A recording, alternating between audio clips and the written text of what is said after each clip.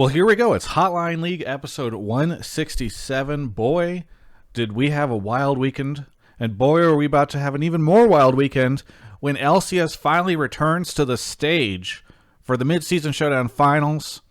This episode brought to you by Alienware, Mountain Dew Game Fuel, and for 2 weeks, Grubhub. We'll talk about that later on in the show. But first off, let me introduce my constant co-host, Mark Zimmerman. How's it going, Mark? Good. I actually had a nap right before this, so I feel like I got hit by a bus. I always feel like whenever I take a nap, I'm ready to die, and that's how I feel. So I got my game fuel to pick me back up. Good. I'm glad to hear it. I'm happy to hear it. Why did you take a nap? Were you got really tired? We were watching a movie after eating, and then you just get kind of hit by the food coma, you know? Those riot meetings are so boring that they just took you out, or the dive. They're so engaging that I was drained Exhausted? by the end of them. Okay, well, yeah, whatever. Anyway, we've also got LS returning triumphantly to the show. He hasn't been on since I think last year around Worlds. Welcome back to the show, LS. How's it going? I was trying to hide the T1 stuff back then. That was the last time I was on. You were. Was so funny. You know? And I had heard rumors and had reached out to their PR folks by that point in time, and so you like trying to hide this stuff. I was trying to be nice because you're on the show and I didn't want to be like whatever. But you were in like one of their people at some point in time were like, wow, the background of his thing on the show seems a lot like the background of some of these other streams that I've seen. And yeah, well, now you're back and you're wearing a jersey, so yeah, it's great. And they got knocked out because LS wasn't there saving that. Jesus, all right, nice save. Yeah. That's how we're starting the show. I'm saying that without him leading them. Let's do our normal little chit chat before the show starts. Well, before we get into all the crazy topics. Although we're a little behind schedule, so maybe not too much. But Mark, how's your week been? It was fine. I got the Saturday game, between D9 and TL, which was a lot better of a series, I think, than the Sunday one. So I was very happy to not have to be on the desk for that. Yeah. TSM 100 Thieves one. It was a doozy. Yeah. I don't know. It's funny. I was talking to somebody and I was like, I feel like this match not that fun to watch, and they're like, hey, like it's still entertaining and stuff. I'm like, I don't know. Alice, you I think you were not thrilled with what you saw on Sunday, correct? Yeah, I think both of the series were kind of letdowns. I think, yeah, but definitely TSM 100 Thieves was really bad. Does it just feel like there's a giant gap between like the top three teams and the rest of the LCS? Not that would be the first time it's happening, but it seems like there's a giant gap, and then there's 100T, and then there's a giant gap again. I would get TSM out of the top three, make it top two. Yeah, I think in general, so I think that a lot of the X imports in particular too, I think that they've kind of been balanced out for the most part, right? And the ones that aren't are still on like top teams. I think some days really fallen off. I talked about that a lot on stream. I think this is probably actually his like worst split, and it makes me worried because I don't know when top players begin to really fall, you have to wonder if they'll ever get back to form. So I don't know. I think this has been a really rough split for NA. Okay, what do you think? What do you think about Huni though? Because I think a lot of people thought that he couldn't get back to form, but it feels like there's a lot of praise for him right now. I think there's a lot of praise for him because TSM are winning. And in some of the games, he's been on the carry champion. And so when you're winning and you're on the carry champion, I think it's only natural that there's a lot of positive comments that come towards you. But the reality is that I think that top lane in North America is really bad in general. And I think that like with Someday falling off, all you have to do is basically be like a middle of the pack top laner. And then if your team's winning, you'll get overcompensated, or yeah, you'll get basically overpraised, I think. I don't think I can't ignore so many games just because of a few good ones, if that makes sense. Yeah. And fair. I think also like the back on form for Huni, I mean, like he's had a long career, and so like what you consider back on form can vary. Like, are we talking Echo Fox Huni? Are we talking Fnatic Huni? Are we, SKT Huni? There's so many phases, and like, I don't think he's as bad as the, Dig Huni that we saw at the end or anything like that. But I also don't think he's hitting the highs that we've seen out of him at the earlier stages of his career either. Yeah. I mean, I will say here. Well, here's my question to you, Mark. You might remember when we were talking about TSM picking up Huni, I was like, well, this is kind of maybe his last chance at proving himself to be a player that's worthy of being on a top team in a region. Do you think he's at least proved it, even if to LS's point he's having a bit of an easy mode at it? No, to be honest, because let's say they get third, and then they do meh in summer, and let's say they get third again, they make Worlds, and then they go to Worlds and they lose in groups. Is that proving that this is the guy you want for your top lane going forward? I don't know. I mean, obviously his individual performance will weigh heavily into that, as opposed to just these like kind of team placings. But I don't know if it is necessarily enough to justify going forward. And I don't want this to sound like I'm hating on Huni, because I think he was fine. Like, it was hardly the worst thing that I had an issue with at that series. Yeah. But I just mean, like, I'm not 100% on the Huni hype train either, and I was never on the Huni sucks train. I was always more in the middle. I still feel like I'm there. No, it's a very binary situation, Mark. Okay. When I look at Reddit, I see either Huni's great or Huni sucks. All right, there's nothing in between. I like to make the beginning of the show like a catch up, and then Mark brought up the past weekend, and then we started talking about League again. Let's catch up. How are things going for you in Korea, LS? Because I know you've been moving, or you're in the process of moving. I've been following your tweets. It seems like you got a lot going on. I had to move. I moved into a house. There was no electricity, no internet at first. There was no heat or water, so that was interesting. And then once we got water, there was no heat, so the water was cold. So I started taking cold showers, which I'm still keeping up with, which is nice. But everything else has been fine. I mean, I think my schedule, in a weird way, it almost feels like I'm working more than last year, and I know that might sound weird, just because I'm co-streaming everything. I'm co-streaming LCK, LCS, LEC, but now I'm doing a lot more behind the scenes than I was doing last year, which I know I was casting, but at the same time, like, when I add up everything, it's more than last year, so it's stressful. And last weekend was pretty hard. All the best of fives. How are you able to keep all this in your head? Because I'm an idiot. I have a hard time remembering what champions were played in the game right before. But you are tracking all these different teams, all these different players, all these different leagues. Do you have to take a bunch of notes and refer to this, or are you just able to keep it all in your brain at once? Because I think that would be a struggle for most people, even other analysts. I don't take any notes. I don't have any docs or anything like that. I just sort of watch the games. When it comes to teams or players, I don't really care too much about narrative about the team or player. Basically, I just take mental check notes on, did this person do anything that was surprising or unexpected for me, relative to my previous belief on them or something, right? And then if they do, then I jot that. It's like a mental check note, and then I wait to see if more of those happen or whatnot, and then I'll go with that, which I think developed some of the stuff that ended up happening in LCK for me, like the Chovy thing. When Chovy first started coming in, I was always like, oh wow, his laning is abnormal, and you keep watching, and you're like, oh, it's actually really abnormal, and then you keep watching this progression, right? So yeah. I think me not caring about narrative, me not caring about a lot of other things, like stat stuff and all this other stuff, it just helps me watch everything with a clean slate. Yeah.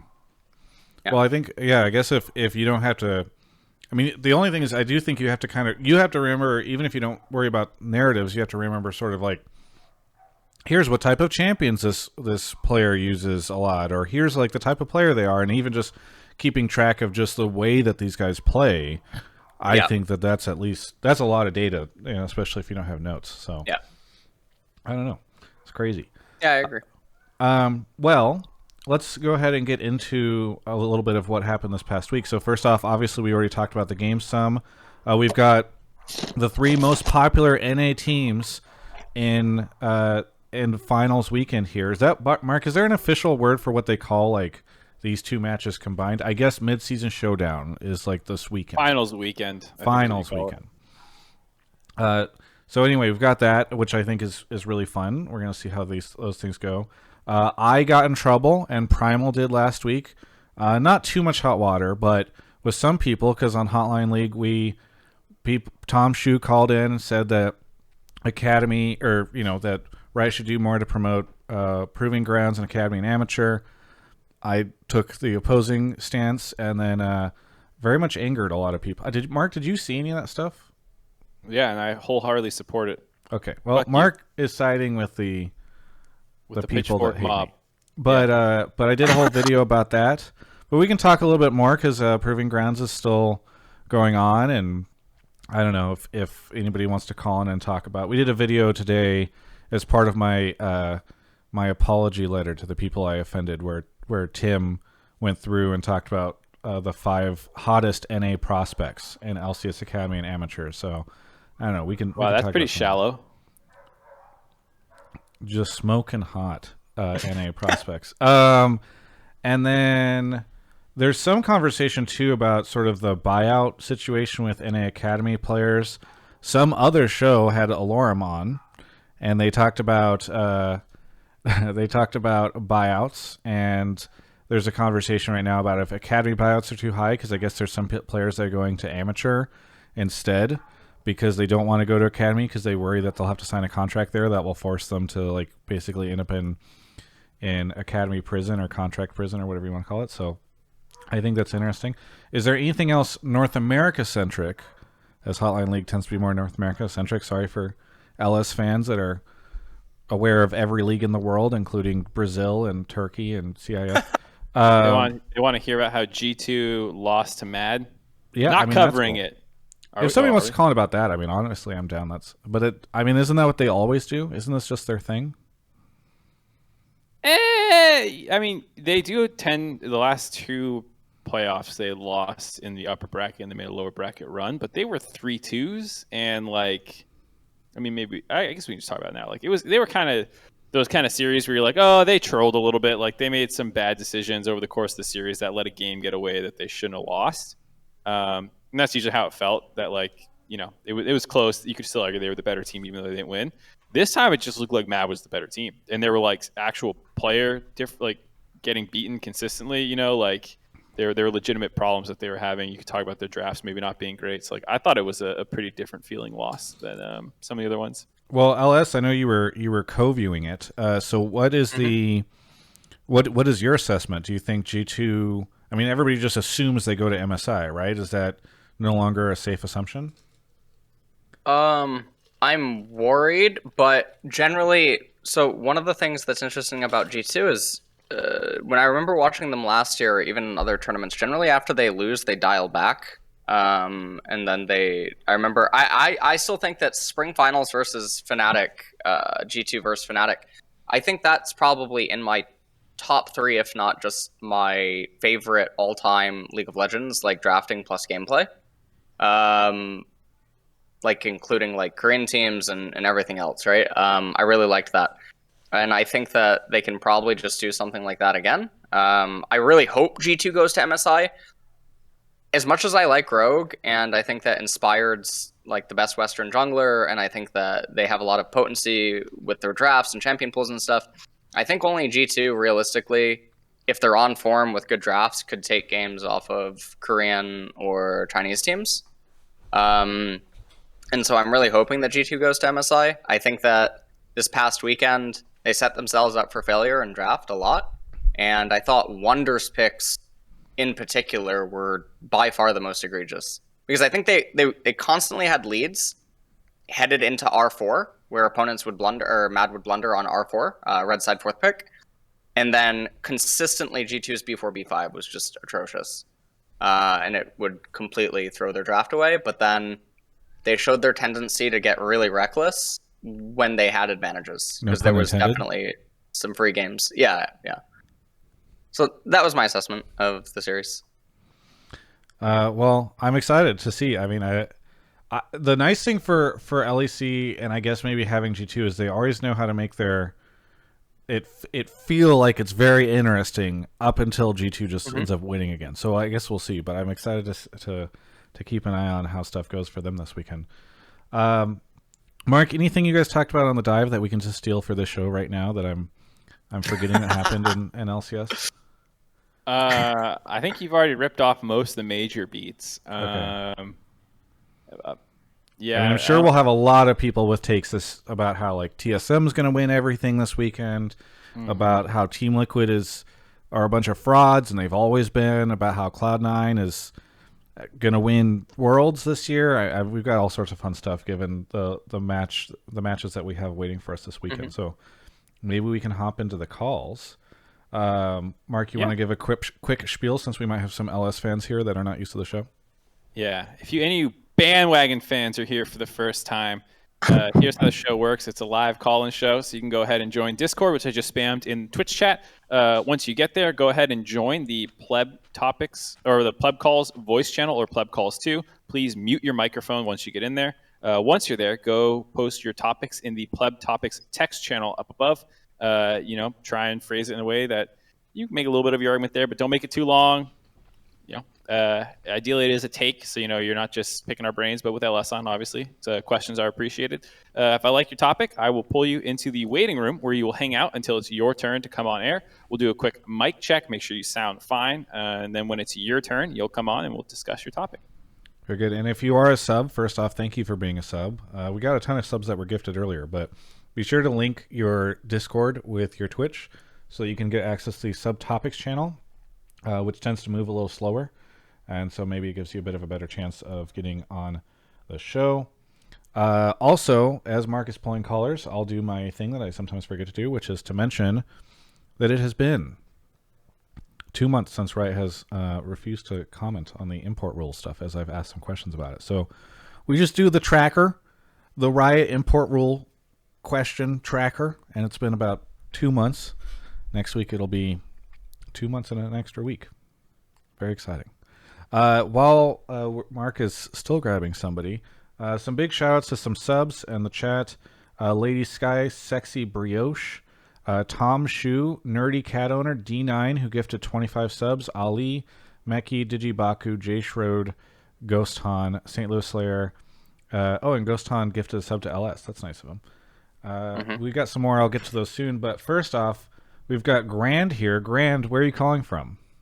I'm calling from New York. How's it going, Travis? Pretty good. Good to talk to you. Where's your accent from? Queens, born and raised. Oh, nice. Here. What do you want to talk about on the show?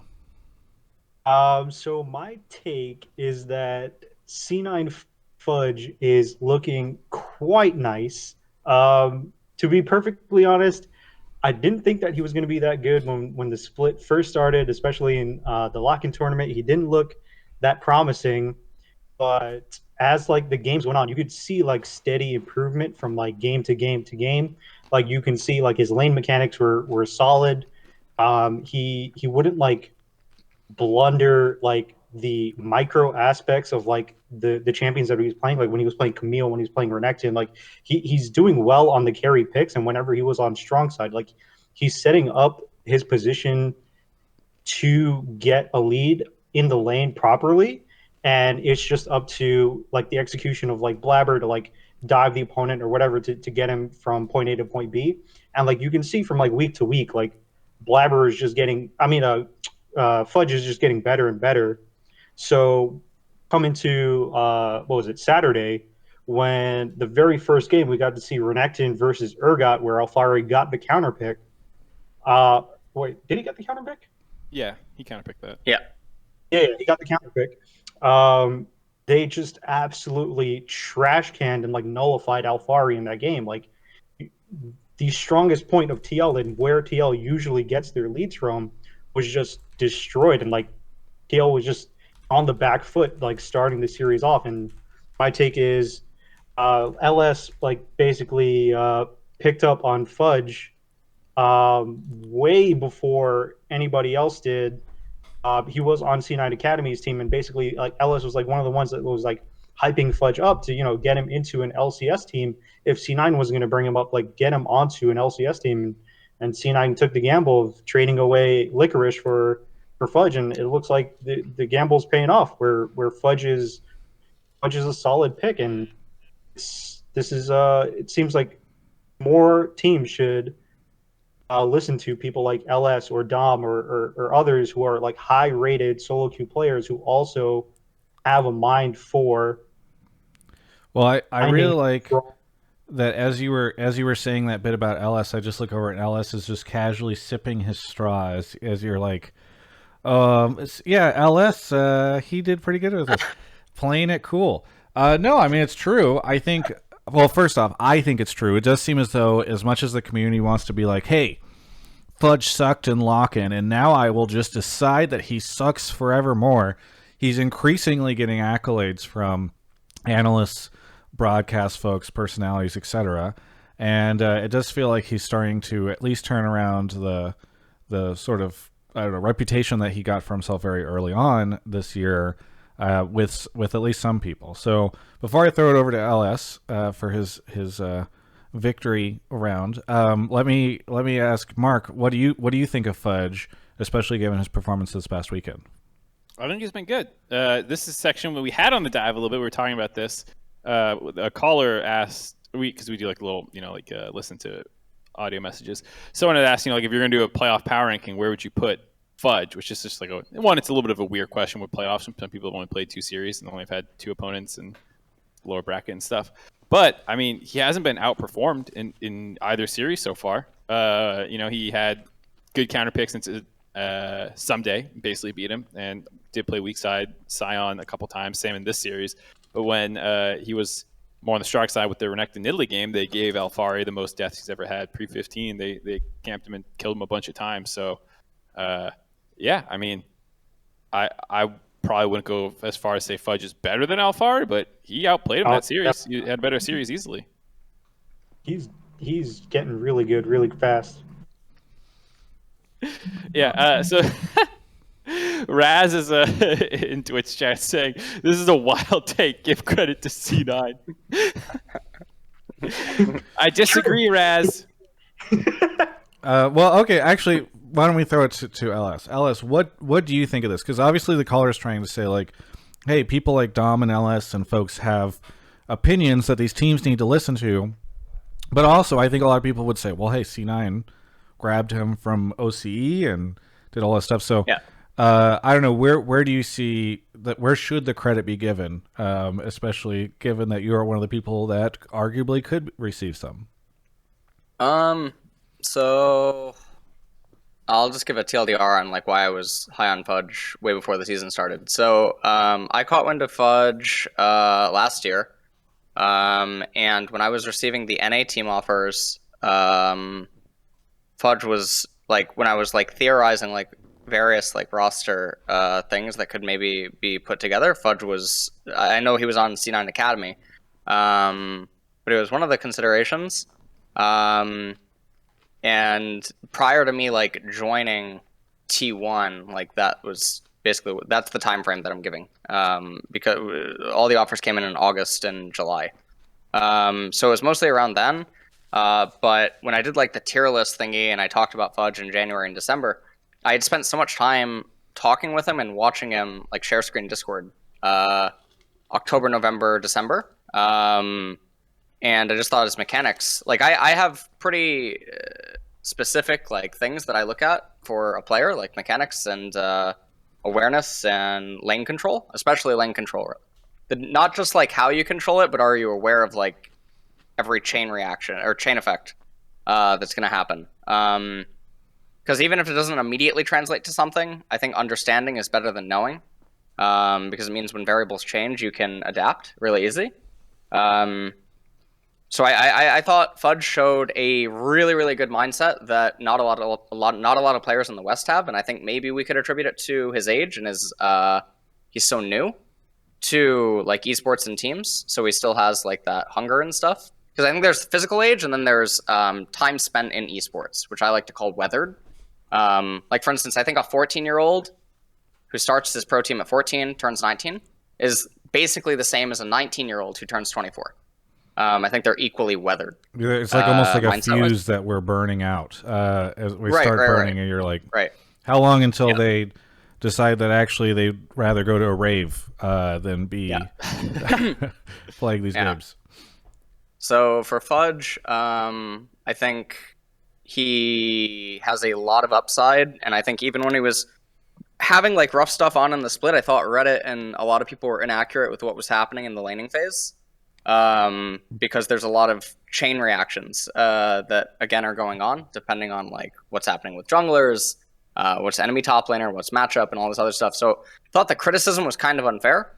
I still think it's him and Alfari are top two, but I think Fudge has an enormous upside due to his open-mindedness, and I mean he just grinds. He's I don't know now. Obviously, I don't know about other top laners, but Fudge really, really, really grinds.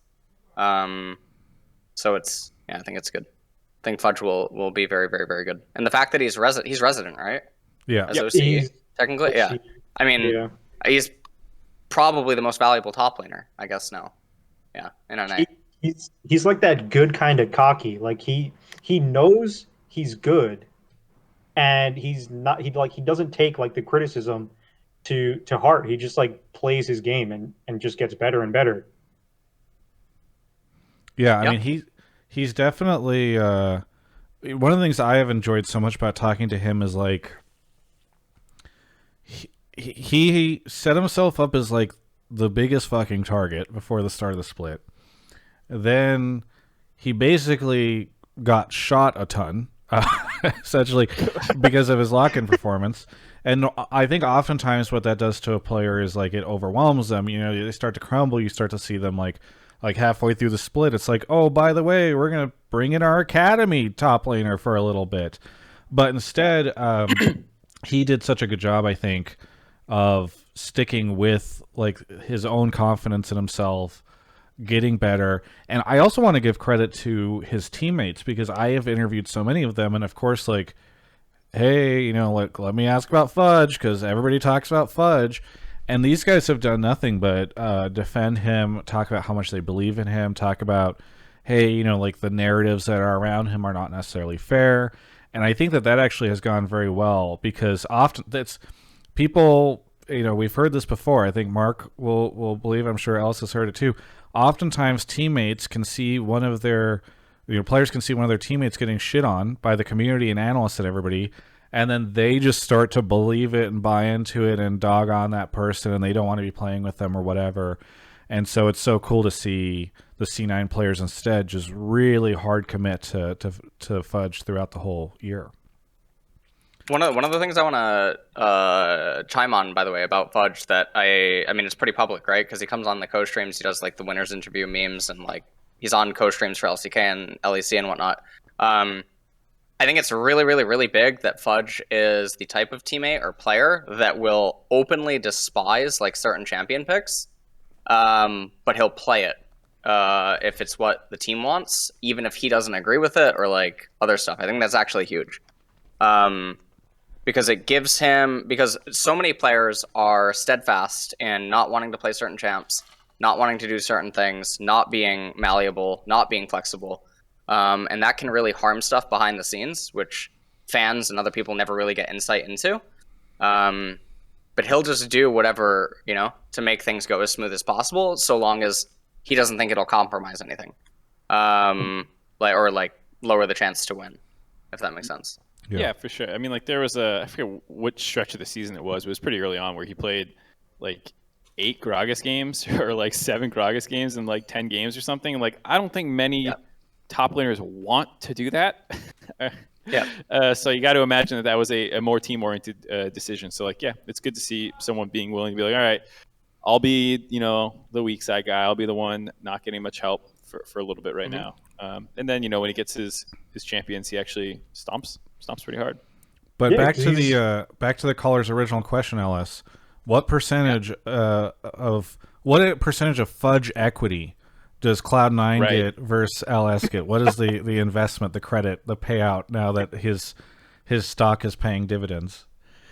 I don't know. There's some other stuff behind the scenes that I don't think I can talk about. Do it That would help anyways. answer. No, I can't. I can't do it. Damn.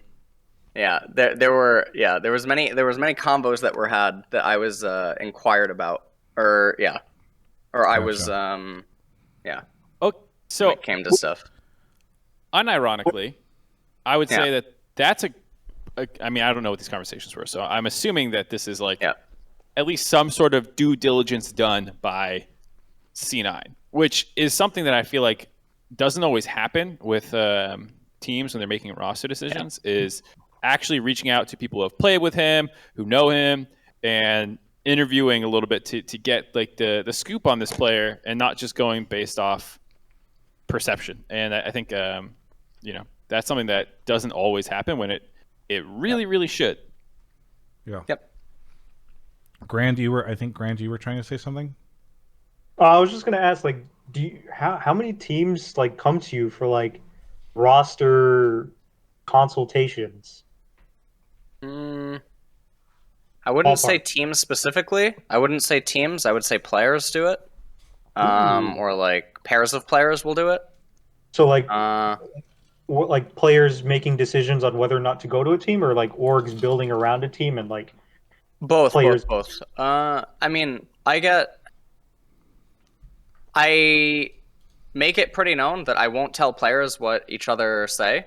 Because I get reached out to by a lot. Mostly it's Europeans. I talk to a lot of LEC pros. Not so much NA. I can't give like a percentage number, but it's a lot more now than it used to be, which is interesting. Like I would say that last year me and this year me, I talk to way more pros now, very regularly. I mean, you very much blew up, I feel like, last year. Obviously, you were in a pretty good place, but like it makes sense to me that like you have more and more become an authority that people respect on a lot of stuff. So I'm not surprised to hear you getting a lot more attention. One of the things that I wonder if it like plays into it, right, is it's publicly known about like the faker aspect to me joining T1. I don't know if that plays a part for some pros, because the amount that I talk to now is definitely way more than ever before, and I don't know if it's like me being a part of T1 or the faker aspect of that, like onboarding, Right. maybe just adds credibility. Well, regardless, Coomer, Grand Coomer, I should say, as your name is there anything that you would like to shout out before we take a quick break? Oh, shout out to Game Fuel, cracking open a cold one with the boys. Very It's good. code Travis.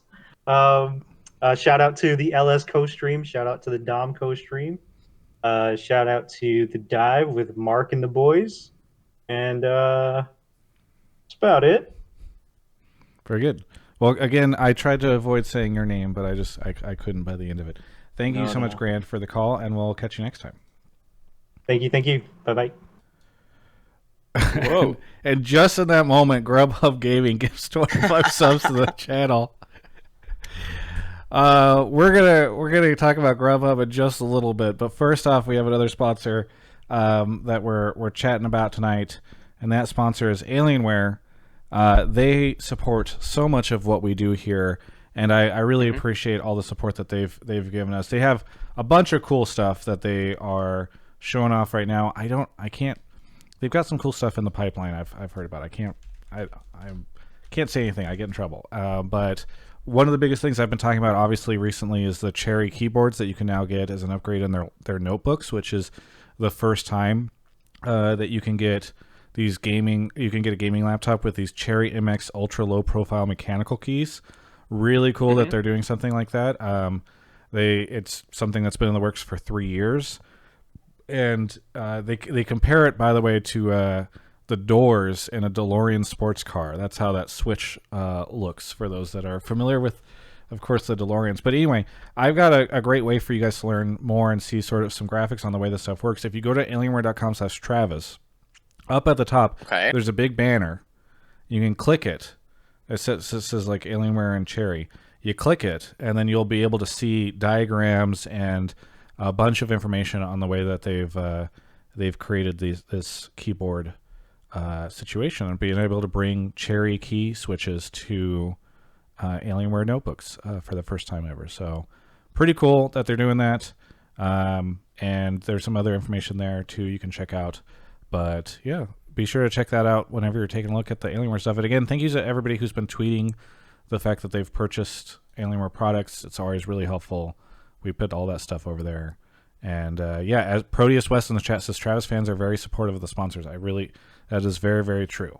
And I appreciate it a ton. We've got a couple more to talk about tonight. But first, Mark is off to grab our next caller as he runs off. Thank you to, let's see, Grubhub Gaming, by the way, for 25 gifted subs. That's awesome.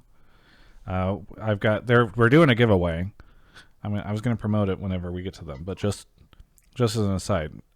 giveaway in the chat. You can click the link, and you can win something really cool. I'll talk more about it during the break. But first off, we got Franz here. Franz, where are you calling from? Calling from Provo, Utah. Provo, Utah. Is that? Yes. I feel like I drove through there. Would I have driven through there on the way from Salt Lake down to like Arizona?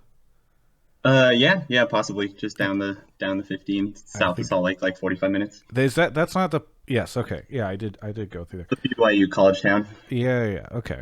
Well, what do you want to talk about on the show? Yeah. So my take, I think the decline in LCS viewership that we're seeing is kind of being oversimplified by a lot of people. I think it's like a combination of a few things. Obviously, COVID and the lack of studio broadcast and audience, huge player turnover, and lack of player engagement on social media, and overall quality decrease in North America. And I have a few points if you need me to elaborate. Yeah, well, first, before any of that happens, and before you ruin my survey, you could do ! Survey in the chat right now. We're doing a survey where we're trying to sort of, I'm trying to get from a ton of LCS fans an idea of what, for the people that are watching less LCS or aren't watching LCS anymore. Just, you guys are all spamming it at once, but just, you don't all need to spam it. You can just click the Twitch chat. Anyway, people can go take a look at that, and I'll put the link to the description of it and the description of the YouTube video as well. So if you are listening to this, just pause it before you listen to this conversation so we get a clear result. But Franz, go ahead and expand a little bit, because it sounds like you've got several different things here on your mind about this. Yeah, I mean, if you go back and listen to old VODs of games with live audiences, even stuff like First Blood or a cool play, will get way hyped by casters, and I think that hypes up a lot of people. And I love the casters in NA. I think they're great. I just think it's hard to get as hyped when there's no live audience.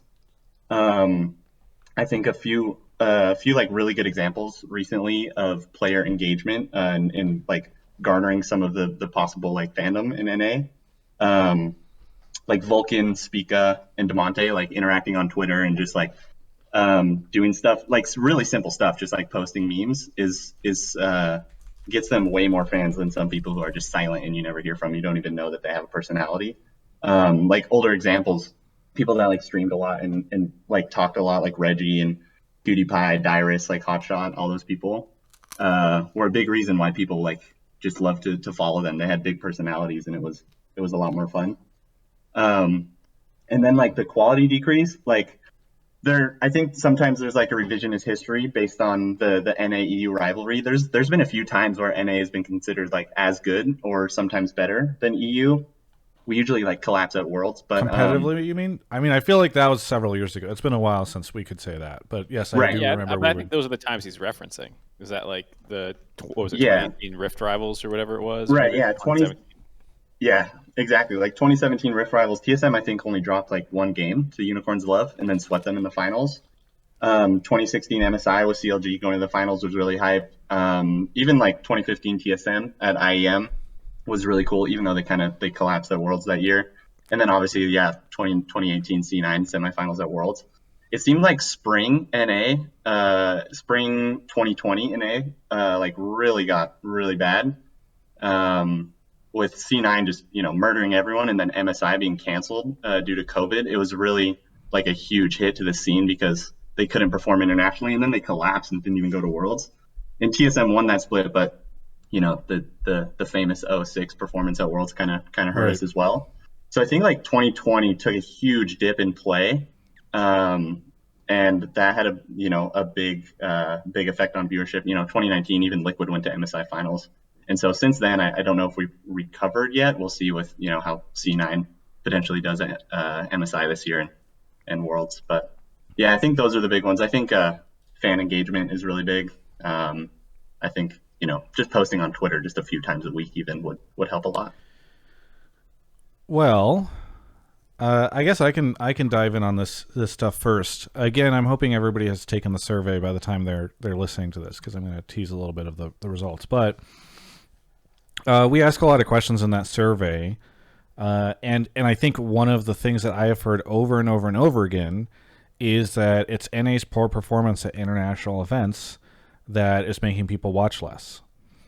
And look, I'm going to reveal the data once I have some time to work with Tim a little bit and our run it editor to make sure that they look really pretty. But that, while that is a cause, and some people are listing it, it's by no means the strongest. And a lot of the people we survey say they don't care, or they strongly disagree with the idea that that's a factor.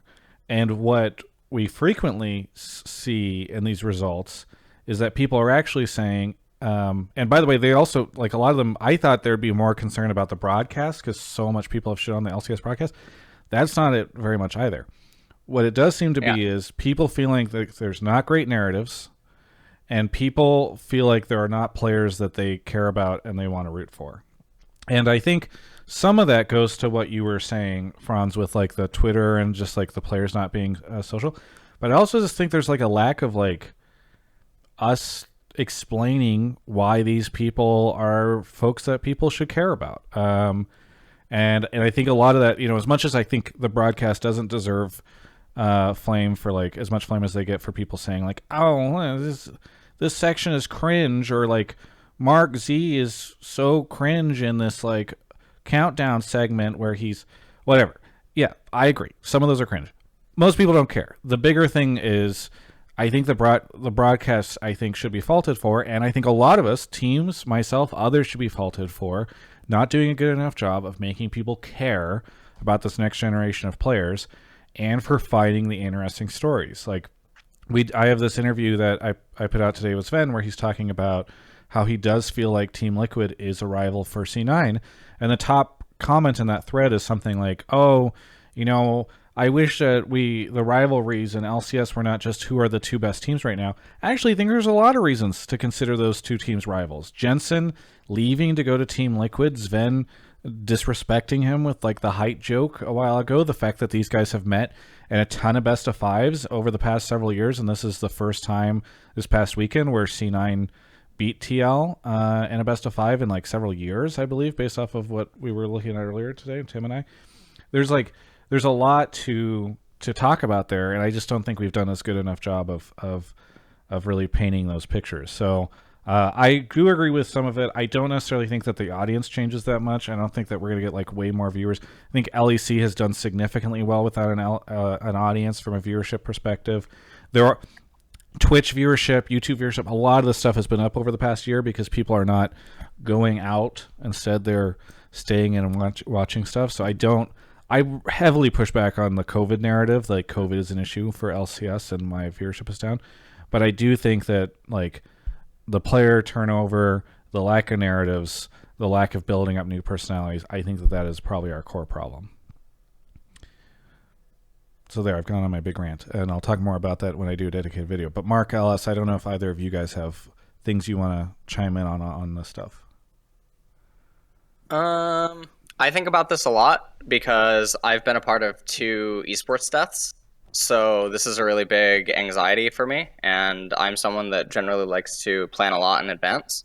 So I'm always paying attention to stuff like this. I'm always looking at Twitter. I'm always looking at analytics. I'm always looking at viewership of the regions, because I try to, think like, okay, where's LoL going? Because LoL's basically my life, and I think it's very tied in with me. So I agree with you, Travis. Like, LEC has shown us that it has nothing to do with COVID, right? LEC viewership up, LCK viewership up until the YouTube crash last year up. On the same light, my co-stream viewership for LCK is 2.5 times what it was last year when I had co-streaming rights. That's up. Viewership is definitely weird. What I will say, and this isn't necessarily my own opinion, is whenever I read through all the Reddit threads or Discord communities and other stuff, a lot of the time there's the comparison between the LEC broadcast crew and the LCS broadcast crew. And one of the big factors that I think is brought up is like age. And that's an interesting thing because I have that hypothesis about Twitch streaming, where people want to be able to relate more to the people that they're watching. Now that's Travis, you're giving me a weird look right now, but this is I want to be careful about saying people are too old to be on the broadcast or something. But no, that's not what I'm saying. But a lot of the content that the LEC crew does is very different from LCS. Oh yeah, it's more Zoomer, less Boomer. Right. So that's what I'm talking about, right? They're hitting the new Gen Z people that might be getting into League in later years, right? Joining Season 5, Season 6, Season 7. Whereas I feel like a lot of people who watch the LCS, they're probably much more still old guard. But there's no quote-unquote boomer content, and there's no, or not boomer, millennial Zoomer content, and there's like no storyline stuff. I loved that Niles piece that Golden Guardians did. I watch TSM Legends every week before LCS. I hate what they're doing. I really hate what they're doing. The best parts about TSM Legends, they had a lost segment that was like 4 or 5 minutes, and they had speak parts. But outside of that, it's like I'm watching mic checks. I'm watching like highlights compilation. There's nothing to draw me into the personalities of the players, and it feels like TSM Legends is almost the same every week. There's nothing personable about it. Other than these great interviews that pop up sometimes on the subreddit from great interviewers. Yeah. But for me, that's where it's lacking. There's nothing personable about what's going on, and like I'm just gonna hone in on the TSM Legends stuff. I mean, no teams are doing this, and when they do, it feels bad, right? You go to the YouTube channels, you go to the Twitters, and you see the viewership for it, and then it's sort of like, how can they do this? Or how is it viable for it to function, right? If there's not getting any traction. Or you're talking about like these team series, like it's hard for like an Immortals like 3K viewers on YouTube or something, right? The video is out for like 1 month. And that makes me feel really bad because I don't want the game to die. But I don't think it has to be this way because LCK teams are fucking necroing things, like dead YouTube channels and whatnot, and they're getting viewership. And LEC already necroed the league post franchising. So I don't think it has to be that way. But I don't know what a simple fix is. Anyway, sorry, that was long-winded. Take it away, Mark. No, you're good. I appreciate hearing other people's thoughts on this because it's always interesting. I think, getting the data, I love data. So I like hearing Travis's points about the two biggest things he's identified so far through the polling, at least, being players and narratives. And I think part of that is honestly expected when your two fucking biggest players of all time retire in the same split after just winning the championship. Like, you tell me a fucking sport that doesn't have a bit of a fallback, especially because, we're only a 10-team league when you compare to like a lot of sports. Like, there's 32 teams and they're geolocated. It's like, we're not geolocated. There's 10 teams and your two biggest stars you've ever fucking had just walked out the door and are no longer on your broadcast, really. And in that sense, I think a bit of a downturn is not a surprise. What you want to do then is fill that void over the next year and stuff like that, because I think there's a part of an unavoidable downturn. But to your point about the other things you can do to do that, build up that next generation of stars, more accessible content, more relatable to the current generation and stuff like that. Like, things come and go. Things like what's cool now isn't going to be cool later. And so like when Damien Estrada, who just left TL, when he came into the scene, there was like TSM Snapdragon, whatever the fuck that was called. Game cribs. Yeah, you know, created by GameSpot. Those existed, but they were like just kind of behind the scenes stuff. And he brought a professional documentary level creation of content that captured fans' attention super, super well. And then everyone copied it, and now it's beaten into the ground as a format, and it's not fresh anymore. And so, you know, like that thing that's going to hook viewers is like, what are you going to watch? The Heist? You're going to watch TSM Legends? You're going to watch this or that? And they're all kind of the same, though there's obviously different levels of quality and execution. Wait, what's the Heist? The Heist is the 100T TSM Legends.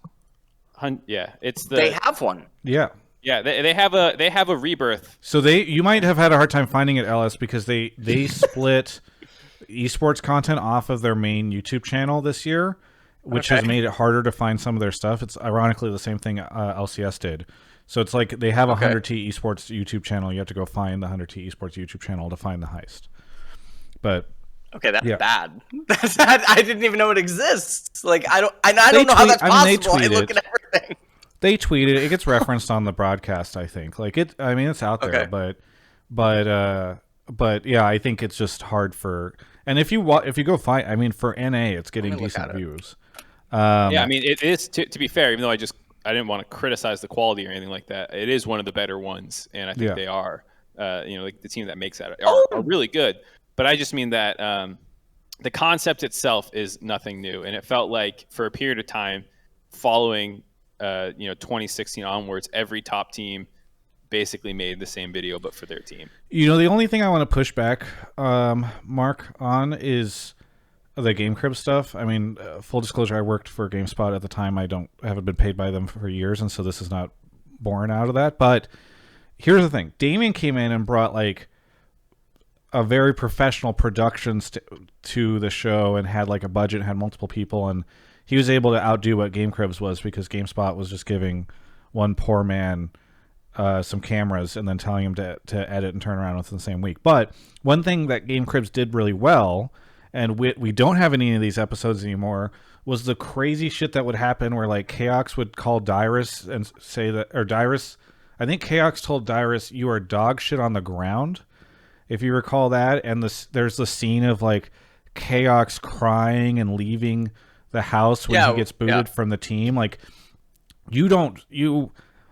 these teams all have drama that they no longer feel comfortable showing and that they used to in the past. And I'm not saying even like Breaking Point and like those kinds of like the first episode of Rebirth, like we didn't put it out for, this was season 5. We didn't put it out until Piglet had been benched and we had gone through like a pretty big cycle. But then I think Damien and his team deserve a lot of credit for finding tasteful ways of just like showing that kind of drama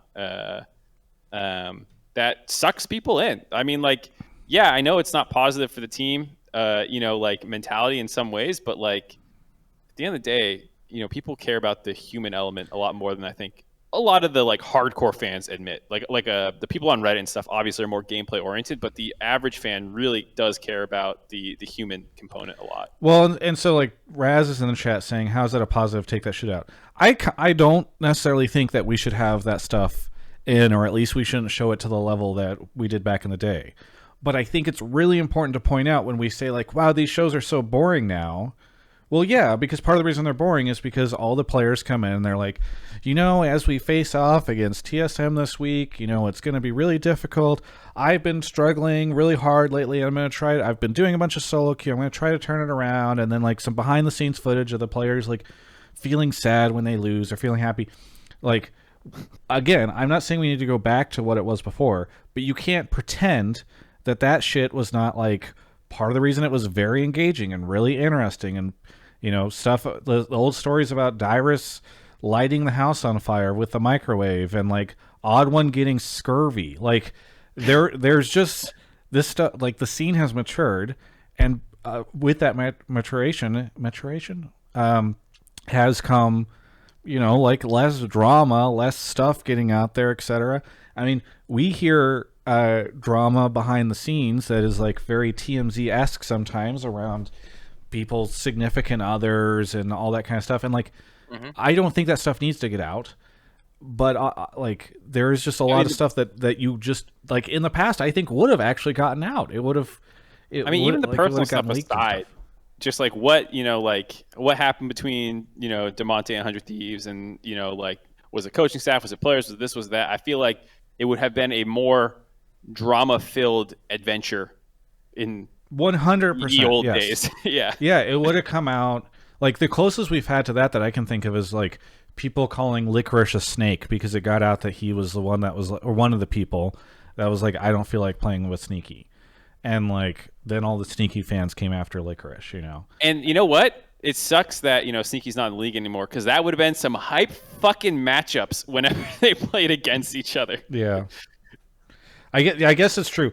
You've had the import rule stuff, and then also the like nobody wants Dardock stuff is like maybe the closest we've gotten to that. I mean, it still happens. It still happens. It still happens, but like the teams are trying to actively hide it, whereas in the past, like this stuff would get aired or whatever. We've kind of gone off on a tangent. To return to LS's broader point, which is what I generally agree with, it's less about like airing drama or whatever, and more about the content evolving with the viewer base and just finding newer and fresh ways to engage people and not falling back into old habits. Yep. Yeah, I think it is a really good point that like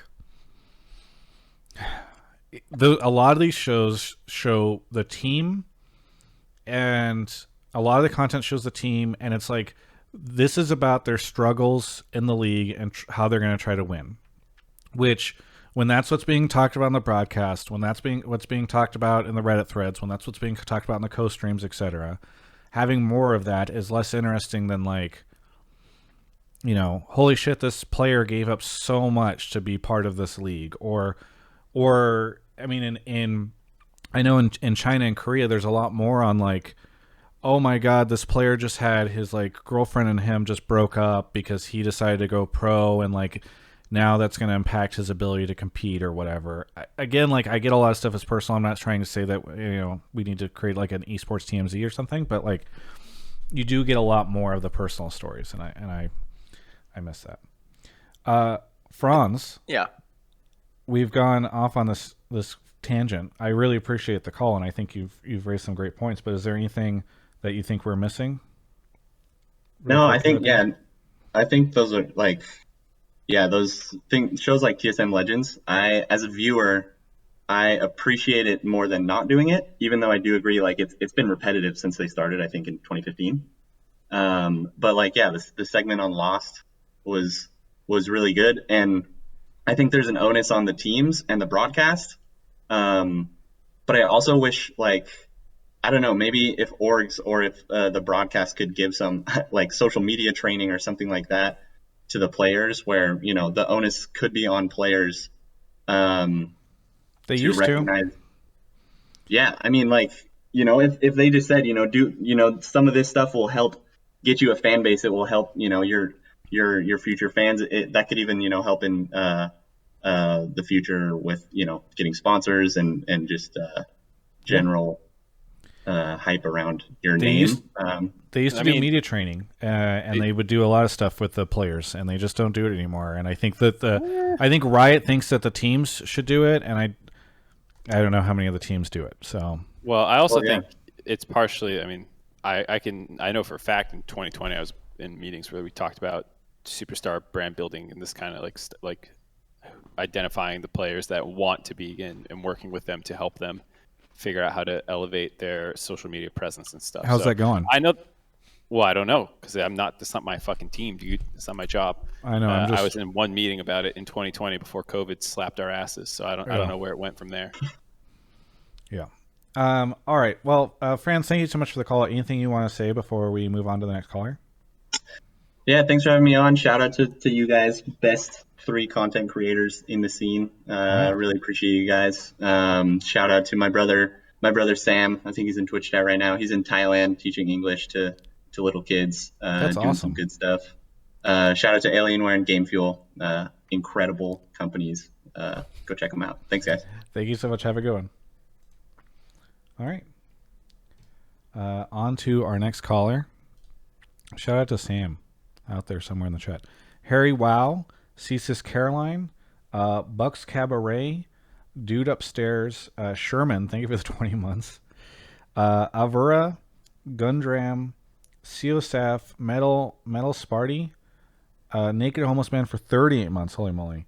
D9 TV gifted a sub, Sandy Toes, Keaton's Wob, JFK, Croissant LOL for 1 year, Tahizi. And we got Avacyn here. Avacyn, where are you calling from?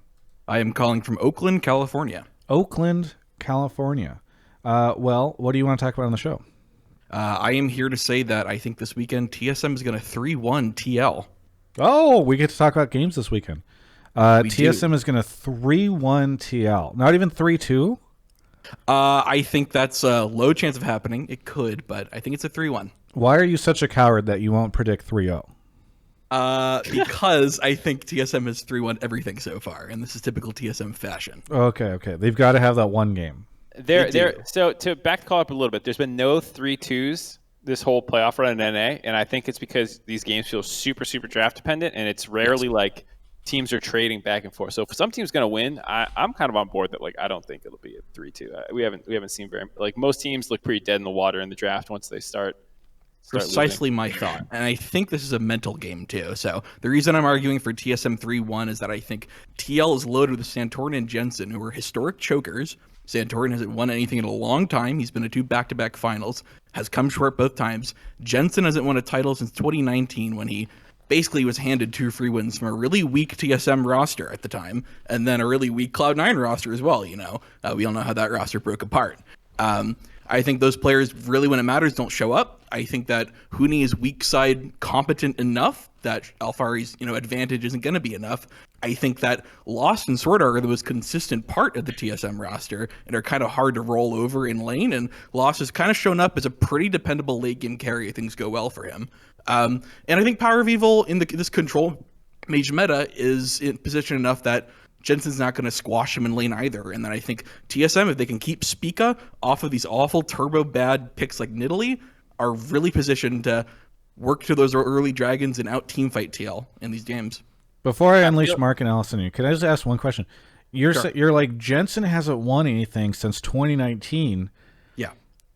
That was not that long ago. There was one spring and one summer. Sagi hasn't won anything since 2019. I feel like there's a lot of players who haven't won anything since longer than 2019 even. I think that's fair enough, but if you look at how his roster has been since then, the team isn't that different. Santorin isn't, he's better than Broxa, but, Santorin's not the superstar that's going to change the team dynamic. And sure, Alfari's an upgrade over Impact, but I think team dynamic is very much the same. And I don't think that things are different enough that it's now Jensen's time more than it ever was before. All right, Mark's ready to go. No, I just have it's on that point again. It's just like this team isn't that different. It's like it's their first split together. And they won lock-in. Not like it's the same prestigious thing, but like. Sure, but TSM went 2-0 over them in the regular season. They had a very clean game against them as well. And sure, they maybe tightened up a bit, but I don't know. I'm just not inspired by. I'm not. All I was talking about was the point about saying like the roster isn't the same. It's like what the first split with this roster. You're totally right. I think the player names are different, but I don't think the roles that they play in the way Team Liquid wins their games is all that different than how it's been. I feel like Alfari is pretty different than Impact. Yeah. All right, whatever. LS or Mark, which one of you wants to hop in on this first? Mark seems distracted, so LS, maybe you should handle it. So Do you TSM. agree? Well, no. I mean, TSM was in losing spots against 100 Thieves. I mean, do we agree that they were in losing spots like pretty consistently in the games? Yeah. And they should have even lost some of those games. I mean, I'm asking the caller.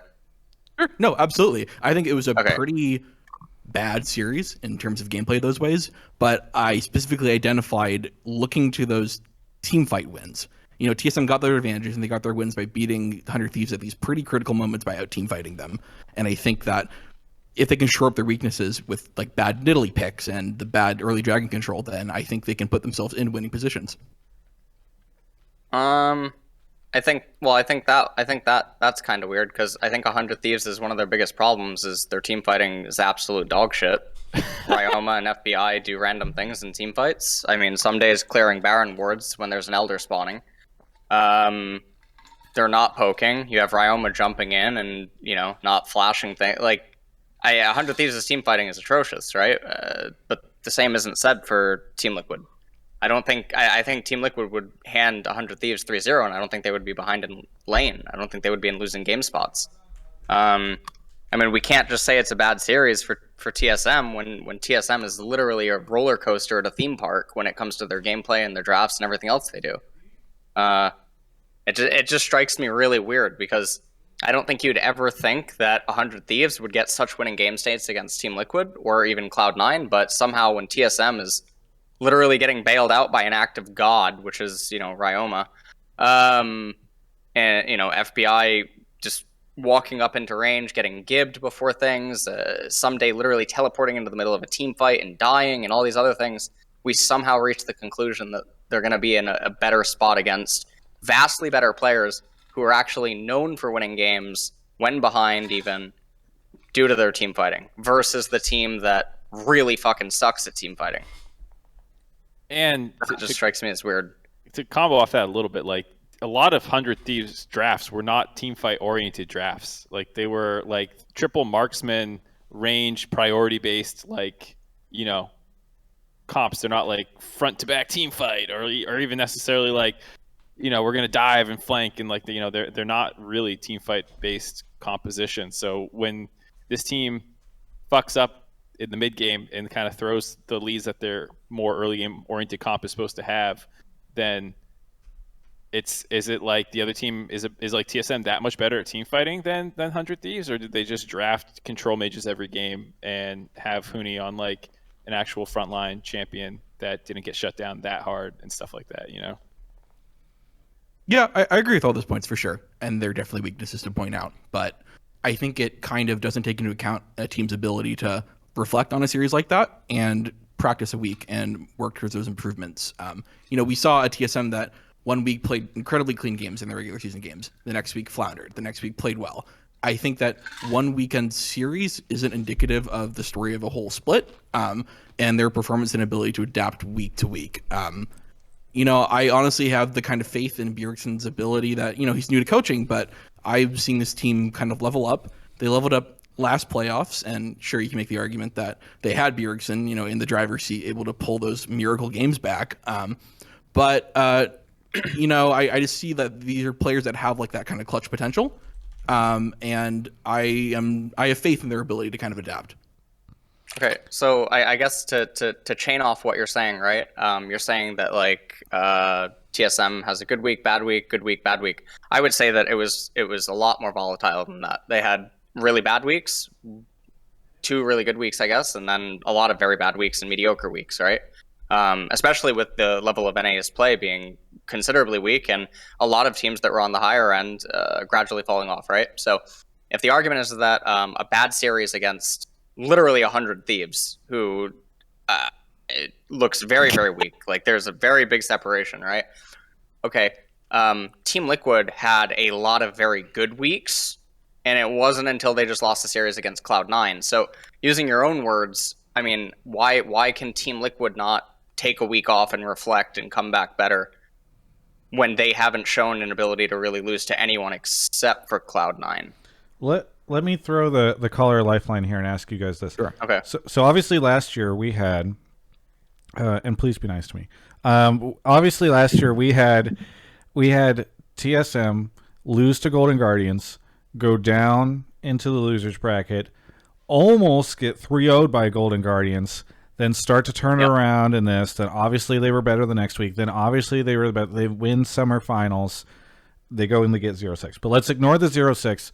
Like, this was a team that, and obviously a different roster, but the TSM has shown before that they have the ability to get better week over week. So is there any chance for you guys, do you think that there's, hey, you know, when you look at last year's summer, does that give you any hope for their potential this weekend? I think last year's summer, a lot of those games they should have lost. and it was literally Bjergsen showing up like Superman at the end of Justice League and managing Spoiler. to literally just like pull rabbits out of a hat. They don't have that this time around. I think the context of that miracle run is extremely important to how they pulled it off, and also I would say that this roster is not as good as the previous roster relative to the level of competition that they're also going up against, and I would attribute that mostly to the absence of Bjergsen. And in a He's best still of 5, there. I think that's yeah. Yeah, dude, he's about to bust out that zillion pick for PoE, right? That just Yeah, that's what's going to Just happen. playoff. All of a sudden, Zillion's going to Just to pop tilt up, him. and it's going to turn out that the whole split, they were working on the Zillion Yeah. tech behind the scenes. Yeah, I just think it's a 3-0 for TL. Yeah, I might give him a game because TL. I mean, I think a lot of the things that went wrong for TL in their series versus C9 are not replicatable for TSM. Like when a team loses, sometimes you're like, "Ooh, there's an interesting blueprint where like maybe they can do some of those things." Like, Yeah.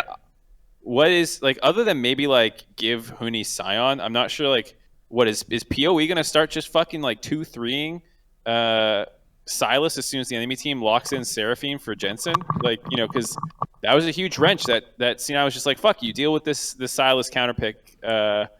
So you have to put Core JJ on Seraphine. Like, we haven't seen PoE play anything but control mages basically the entire split, aside for like one-offs of like, here's a Lucian game. I think he had like a Rumble game or something random. Like those kinds of things just don't like that's not in TSM's wheelhouse at all. So like they have to find their own way to beat TL if they're going to do it completely. I guess my final point is that a lot of the points that you brought up, not you, Mark. Avacyn. Yeah, the caller. I blanked on the name. Sorry.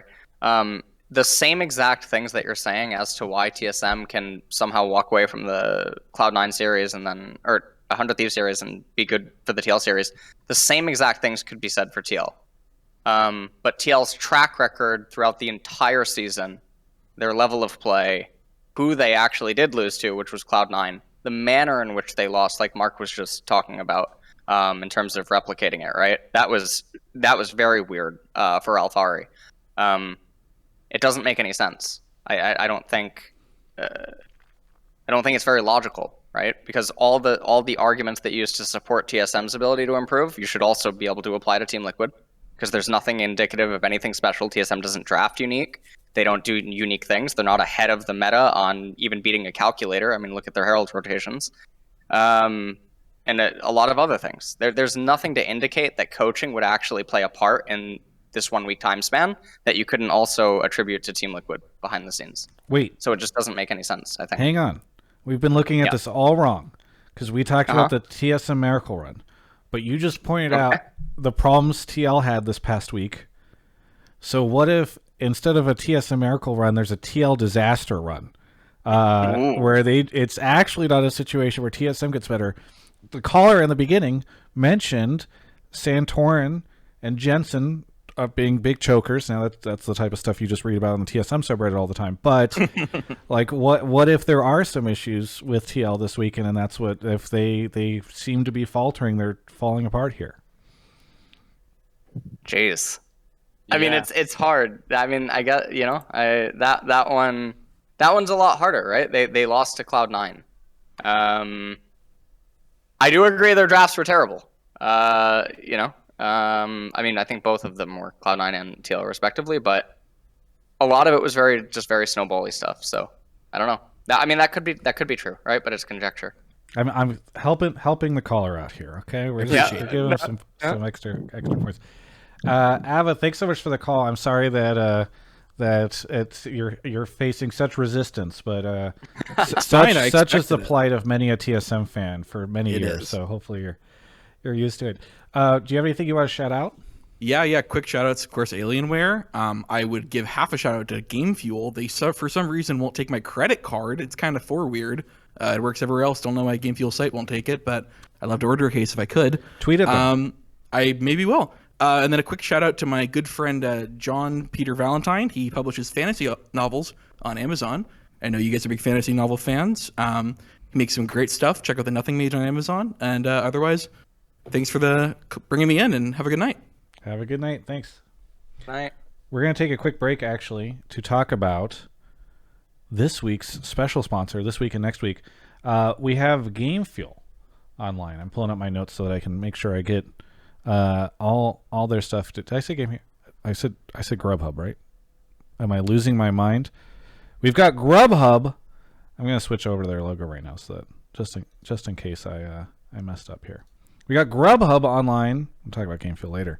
And part of the reason that they are sponsoring is so that I can help make sure that you are all aware that they are, this week, hosting the first ever Feeding Frenzy on Friday the 9th in partnership with Buffalo Wild Wings. And there's actually a ton of people that are going to be involved. In fact, let me go ahead and pull up the information here. It's Yasuo versus Nightblue, Lux Bunny, Yvonne, Dyrus, Meteos, and more to be announced. It's happening at 1:30 Pacific, 4:30 Eastern, and it's going to be really exciting. You can go check it out again this Friday on Grubhub's YouTube channel. So go be sure to check it out. Some friends of mine are casting, but I think I'm not allowed to say who yet. Hopefully that information comes out very soon. And as part of this, Grubhub has actually here, I've got it right next to me. You guys might have seen me tweet this in the beginning of the year before I got any kind of sponsorship from them. They were just nice enough to send this to me. They made 100 of these custom Hextech chests that have some cool stuff on them. They open, and inside is a whole slew of stuff, including a $100 Grubhub gift card, a pizza delivery sieve, and more. And we're giving one of these away. So right now, if you are watching on Twitch, you can do ! Giveaway. Everybody's going to do it all at once, and then Nightbot will only be able to do so many of them. But click the link that comes up. And there's a bunch of ways for you to enter. We're going to do this week and next week. And then one lucky winner will get one. And if you're watching on YouTube, obviously link is in the description there as well. But again, be sure to check out Feeding Frenzy. It's going to be really cool this Friday, April 9th. It's neat that they're doing this ahead of leading into mid-season Showdown, which they are also sponsoring. And by the way, thank you to them for the 25 gifted subs in the chat earlier. But yeah, thank you so much. And if I would just say you're also doing me a favor when you enter these giveaways, because it's nice, I think, when sponsors see like, wow, a ton of Travis's audience went and supported the sponsorship and entered the giveaway. So best of luck. Hopefully you win something. If not, it's really helpful. And thanks so much to Grubhub for sponsoring the show. What I haven't told Mark yet, but I will right now, is that on next week's episode, I might need him to eat some food with me a little bit before the start of the show. It's paid for by Grubhub. I can hook you up. Ashley can get something too, Mark. All right? Whatever. We'll talk more about that later. Thanks so much to Grubhub for sponsoring the show. And I think we're ready for the next caller. Thank you to Tahizi for the 6 months. Dark Lorik for the month. Zero U for the Prime. Techno Weeb, 37 months. D9 gifted a sub to Raz. Rennie the Croc for the 6 months. The Divert Race gifted a sub. C9 Fudge. I think during the call where we were praising Fudge a ton, he decided to sub, which is like unsurprising. What did he sub with? It was a tier 1, not a prime. Oh. Yeah. He's not a primer. Wow. I don't know how many very lashings for that one. Fez is here. Fez, where are you calling from? Calling from Gulf Shores, Alabama. Gulf Shores. Have you called in before? Yes. A few times. Welcome back. I recognize the name. What do you want to talk about on the show? So I want to talk about how the 100 Thieves coaching staff should be taking a huge portion of the blame for the team's steady decline. The 4th place finish, which a lot of fans and even stuff I've heard is miles away from the rest of the top 3, which is kind of sad to think about from where they came from in lock-in. And the team all these issues seem to stem from the team having no synergy at all, which is crazy to think about where they are and where they came from. And LS saying this team is called 100 Sins is so spot on, as they keep making mistakes in and out of the game. Sometimes I think LS has a ghostwriter that helps him come up with ways to dog on teams. He can't be this clever and this smart, right? Yeah, Like yeah. he's Well, got listen. someone. He says he doesn't take Everyone's notes, but in talking- reality, he's got a script in front of him where he's like, okay, I got to get this in. I got to say that they can't beat a calculator. Look, Um, everyone's talking about McDonald's, but no one talks about 100 Subway, you know, in top lane. Who knows what's going to happen next? He's going to end up on YouTube with Malad. both of those dining options, I believe, available on Grubhub. Anyway, so let's talk. Yeah, let's talk a little bit about this. First, I've got an interview with Zix that's going up probably tomorrow or the day after for people that want to see a conversation with the coaching staff. But you know, let me ask you really quick, Fez. A lot of people said 100T was going to be fourth.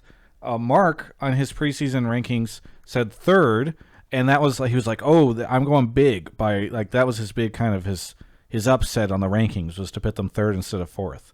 So, and Mark very much agrees with me based off of the expression he has on his face right now. So all I'm saying is like, is it really that crazy that they ended up in the place that the vast majority of people placed them in the preseason rankings? I think it's more so like the way they got there and how bad they looked getting there, especially considering they could have, I mean, several analysts and people have said that they could have literally lost a majority of those games rather than win them.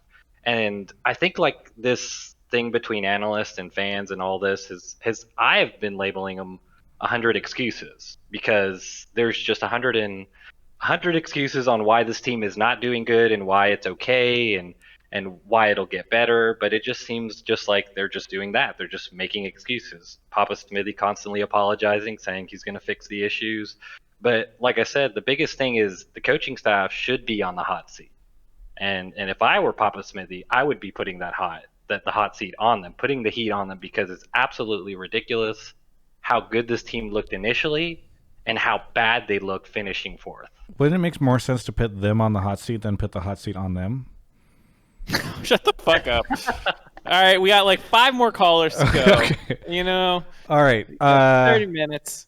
The caller's hitting a lot of my points. I mean, I don't know about like the whole assigning blame, you know, where you want to target your blame. But at least on the point about like, it's not about where you necessarily finish. It's like how you get there and what happened along the way. You know, like, yeah, I put them third. They got fourth. But they looked so good during play-ins, and it's not just that like other teams started beating them with their own style, you know, and like, oh, you're going back and forth, and you know, I think the way, at least when I watch LPL, like I often see the teams who are losing the games going for what they want to do, and like, you know, at least someone executing or maybe failing executing it, but at least like that's like what that team does. I felt like 100 Thieves just like slipped away and just drifted off into nothingness, and like they have really talented players, and that's why they're still fourth, just on like a lot of individual talent. But I don't think they came together. I think they're worse than the sum of their parts in a lot of ways, which is why I think a lot of people are critical, because it was a team with inbuilt synergy and stuff like that. Yeah, I think it's an interesting situation because I immediately after the 100T's loss, I asked some friends, you know, like, what does 100T do now? Like, if you are Papa Smithy and you've got the coaching staff, you've got these players, you've got all this stuff, like, it's really difficult for me to think about what they do to try to crack the top 3. And I don't know. Like, I'm so fascinated to see how they approach summer, because you kind of just get the feeling that this team can't get their shit together. I know a lot of people are going to be like, bring back DeMonte, but I don't think that's going to get them in the top 3. I don't know. LS, what do you think of all this? Besides So importing every time Shogun. it comes to every time it comes to coaching, it's ultimately conjecture, right? You don't get enough insight. So I don't know if I talked about this the last time I was on here or I talked about it somewhere else, but one of the ways that I try to measure things gradually throughout a split is intent, because intent tells you regardless what the person might or might not be practicing, right? And that's why I think like pro view is so important, because you can see like the players' clicks. You can get direct access basically into their psyche. When you see their clicks, They're doing on like a subconscious level. It's like autopilot. So when you see things throughout the course of the split, you see limited champion pools, you see same pattern drafting, same style, everything. When you see losing to calculator, herald rotations, when you see players failing the first 3 waves of their lane phase and stuff, and over and over and over, it leads me to think there's no coaching, or it's player-led coaching, or that the coach doesn't actually know what to fix or what to do. And I think a lot of this stems from a lot. I gotta be really careful. I gotta tread lightly here. I don't want to fucking go too hard, but ultimately, it's a lot of conjecture. I agree that 100 Thieves, it has no identity. They're random, and I think that if there was an influence in coaching, a lot of things that there is going on in their gameplay would not be present, or it wouldn't be as egregious as it is. Relative to the level of players that they have. However, I think you could probably swap out the staffs for many teams across the world, and you would probably have very similar results. And this is just my experience from being a fly on the wall for so many different pro players across so many different regions, and sometimes even at points being called in to scrims or whatnot over the years. I think coaches get a lot more blame, and also simultaneously a lot more praise, because people just conflate winning with good coaching all the time. I think that's insane. Yeah. Ultimately, it's all conjecture. I do, however, agree there should have been some sort of identity by now, and there isn't. So that an absence of identity, I think, is a direct byproduct of poor coaching. Right. And I wanted to ask you this question directly, LS, but the biggest thing that irritates me is that I know there is a lot of conjecture in it, but coaching also, I feel like, has a lot of say in who they pick as their players. And I feel that if you pick these players and they're not performing, that is still your fault in some sort of way. Because you still have to assume responsibility for picking the players that are now turning out these results. Not always. Coaches don't always have a say on the players. Yeah, that was basically the question I did want to answer, is how much power in your experience have you seen coaches have on players? I think it's very rare that very, very rare that coaches have complete autonomy or complete control or complete power. Because most of the people that are going to make those decisions, they actually aren't equipped to evaluate whether or not that person should be given that power. And I think the only cases where it actually happens is when there's people that have several titles under their belt, because that's all the higher ups can actually look at, because they don't have any discernibility. They can't actually, if you put 10 different coaches in a room, the person who's going to make that call can't tell the difference between any of them. If it's just a blind test with blinds on. They can't, and they're only fed the answers. So ultimately, it's very rare that higher ups will levy that kind of power to someone unless there's something tangible for them to interact with, because they themselves can't possibly know. And discernibility, I think, is a really, really, really big problem with coaching, as well as scouting, because I think it's actually a skill set that most people aren't equipped to do, at least on a strategical front. I think Fudge also made a good point in Twitch chat about Can I go to the bathroom really quick? I have earphones, so I can still hear you guys. But yeah, you're good. Okay, yeah. As long as we can't hear you peeing. The thing that Fudge said that I agree with as well was like, a lot of teams are player run, and a lot of players actually even like that in a sense. I've heard a lot of players have that kind of sentiment, and so like from the interviews that you've done, Travis, which are so great about digging into some of the decision making there, it sounds like a lot of the players had an opinion on should they try out a new mid laner and some of this stuff. No, what the hell? Everybody just needs to just realize that like Ryoba is playing because the players wanted him to play. Yeah. I'm glad you can just say it, because if that's the case, like, you as a coach, are you just going to override the 5 players if you disagree? And I mean, you get into really interesting questions about the power and who technically controls it. And I've heard players in teams where coaches are the authority and they are the king and they decide what happens, and they don't like that. And I've heard, a lot of players complain about that. I've also heard fans and people complain when the players have too much power. I don't think this is necessarily one size fits all answer to that question, but like, I also think that a lot of the times, you are balancing a lot of personalities and stuff too, which goes into an aspect of coaching that, you know, people talk about drafts, people talk about game knowledge and a lot of that stuff, but there is the human component to it as well. And so, you know, to Alice's point, we have no fucking clue exactly. It's a lot of conjecture, but at least like on the outside, the things that you want to see is the team getting better, making improvements, or at the very least narrowing in on something, whether that's a play style and, you know, this kind of stuff. And it didn't feel like 100 Thieves improved, and it didn't feel like they narrowed in a lot of ways. Well, and I think just that a staff should be helping with the most. I do want to clarify too, and just say like, it's not to say that I don't think coaching staff had any input on like the Ryoma Damonte thing. I mean, Zix, in the interview that I did with him, which again, people can watch, it'll come out soon. He talks about, he's like, yeah, every week we thought long and hard about if we had made a mistake on this, and we consistently decided that it was best to continue to play this player.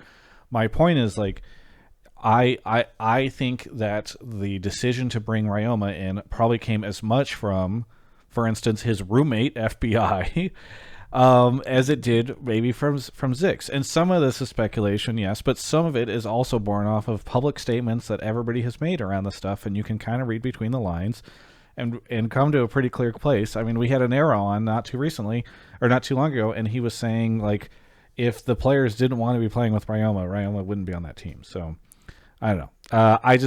I think if you are Zix, I think you're in a really tough situation, because 100T, I think, they spent a lot of money to get these players. They have players that last year people thought had a ton of potential, and a team that looked seemingly in a lot of ways better than they did now, though possibly because the league was weaker. And it doesn't look like it's hard for me to find the path forward for this team where suddenly they go from 4th to 3rd, or where they look way better or something. I don't know. Maybe it'll happen, but I worry. If I was Zix, it's a tough position to be in, I think is the best way to put it. Fez, sorry, we're kind of going through callers quick because we got 4 more to go. I'll be quick. If you want to say anything here at the end, that's fine. Also beyond your shout-outs, which of course you're due. I'll just do it real quickly, and you guys don't even have to respond to it. I just think, I know a lot of people give Tommy a lot of heat, but I really don't. I think keeping him was a big mistake, because it's causing a lot more problems than it's solving, in my opinion. I like that you start with, people give him a lot of heat, but also he deserves. So here's some more, motherfucker. One of the things before we move on from this topic that I do want to talk about is one of the things that lets us not use conjecture, right, is actually those shows, like the behind the scenes footage, right? And I will say that usually those shows actually, I think, are a lot worse looking than people realize. When they look at some of the ways that the feedback sessions are, the things that they're talking about or prioritizing, because I think it totally misses the mark. I think overarching concepts are like talked about way more than, well, I mean, I don't know, right? Because it's glimpses. But I think that when glimpses happen for a prolonged period of time, it's like almost measuring actions more than words over a long period of time, which I think is very honest. Yeah. Well, here, sorry, Fez, you have shout-outs. Oh, just one. It's for my wife for putting up with me. That's an amazing shout-out. Thank you, Fez. Have a good rest of your evening. All right. On to our next caller. Twitch chat, love that. Let's see. Unorthodox Happenstance, thank you. Hope you're holding it down. Here it's very hot where you're at. The Big Baz for the 27 months. Maury Wakes, 15. Star Char, 21. Spicy Plays. Magical Quaz. Spawn says, hi, Travis. Can you please tell Mark and Alice I'm a big fan of them both? Well, Mark is back, so you're good. Evelyn Nest for 4 months and Danny Grimm for 18. We got J&T on the show. One half of the show, the podcast that he does with Blue Jay. Anyway, J&T, remind everybody where you're calling from. San Antonio, Texas. San Antonio, Texas. Sometime on another show where we have more time, I'm going to have to ask you how you and Blue Jay came to know each other and do the show.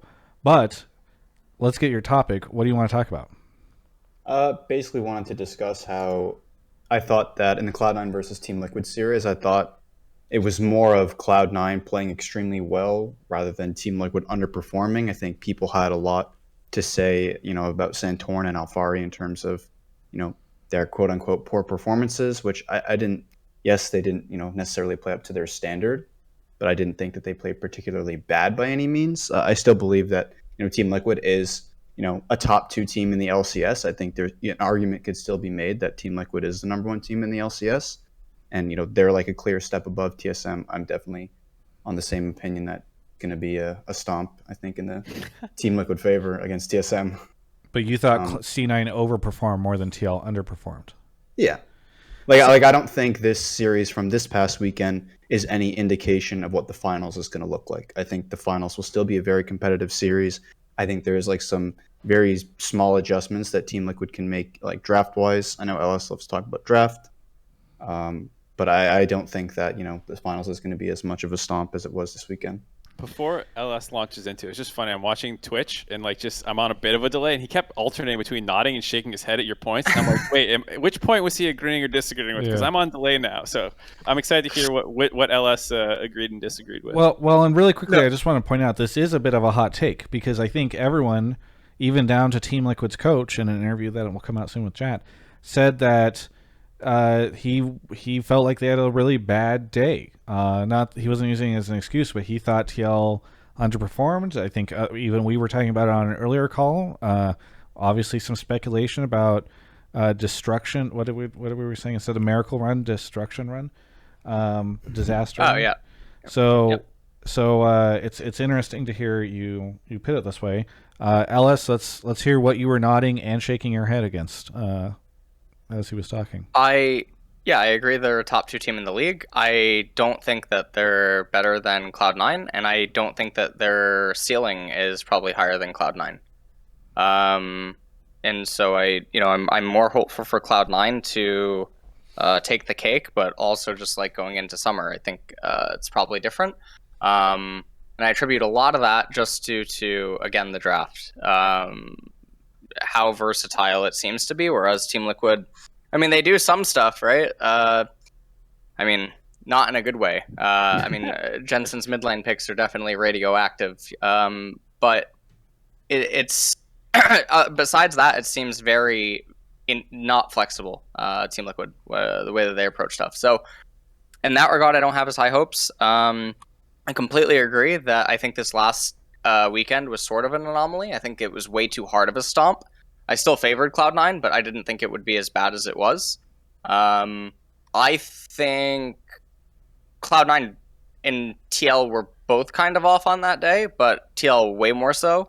And I agree that the final should be a lot better in general. LS, I'm a little confused because whenever I see don't react. Whenever I see on Twitter, C9 does any C9 match happens, the drafting ban and pick goes through, and then I look at Twitter and I constantly see you making a comment about C9's draft and how it has injured you or created long-term health issues or something. I will say I don't want to get too far into C9 draft because Mahmoud does have a call around C9 drafts. We'll hold off on it, but so I don't want to get too into the weeds about the C9 drafts. But obviously we have to talk about it a little bit with this take. Sure. But I to comment on the TL performing a little bit worse. I do agree with that. I think in particular they Core JJ was almost an afterthought that series. I can't think of how many times I mentioned Core JJ in the analyst desk segments after the games, which is MVP,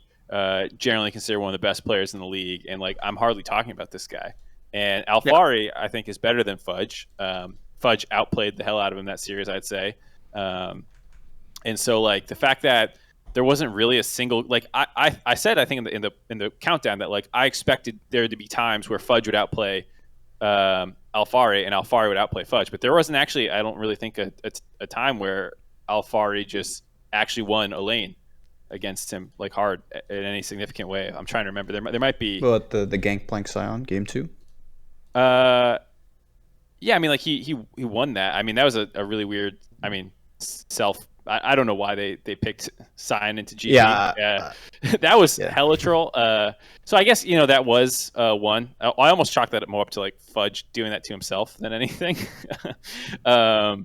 So I don't mean to say that Alfari didn't play bad the whole series or anything, but just I thought it would be more back and forth, whereas I felt like it was pretty solidly in Fudge's favor that series. So I do think seeing what else TL can have prepared in the week for other things that they might want to play into Scion or what they want to do is interesting.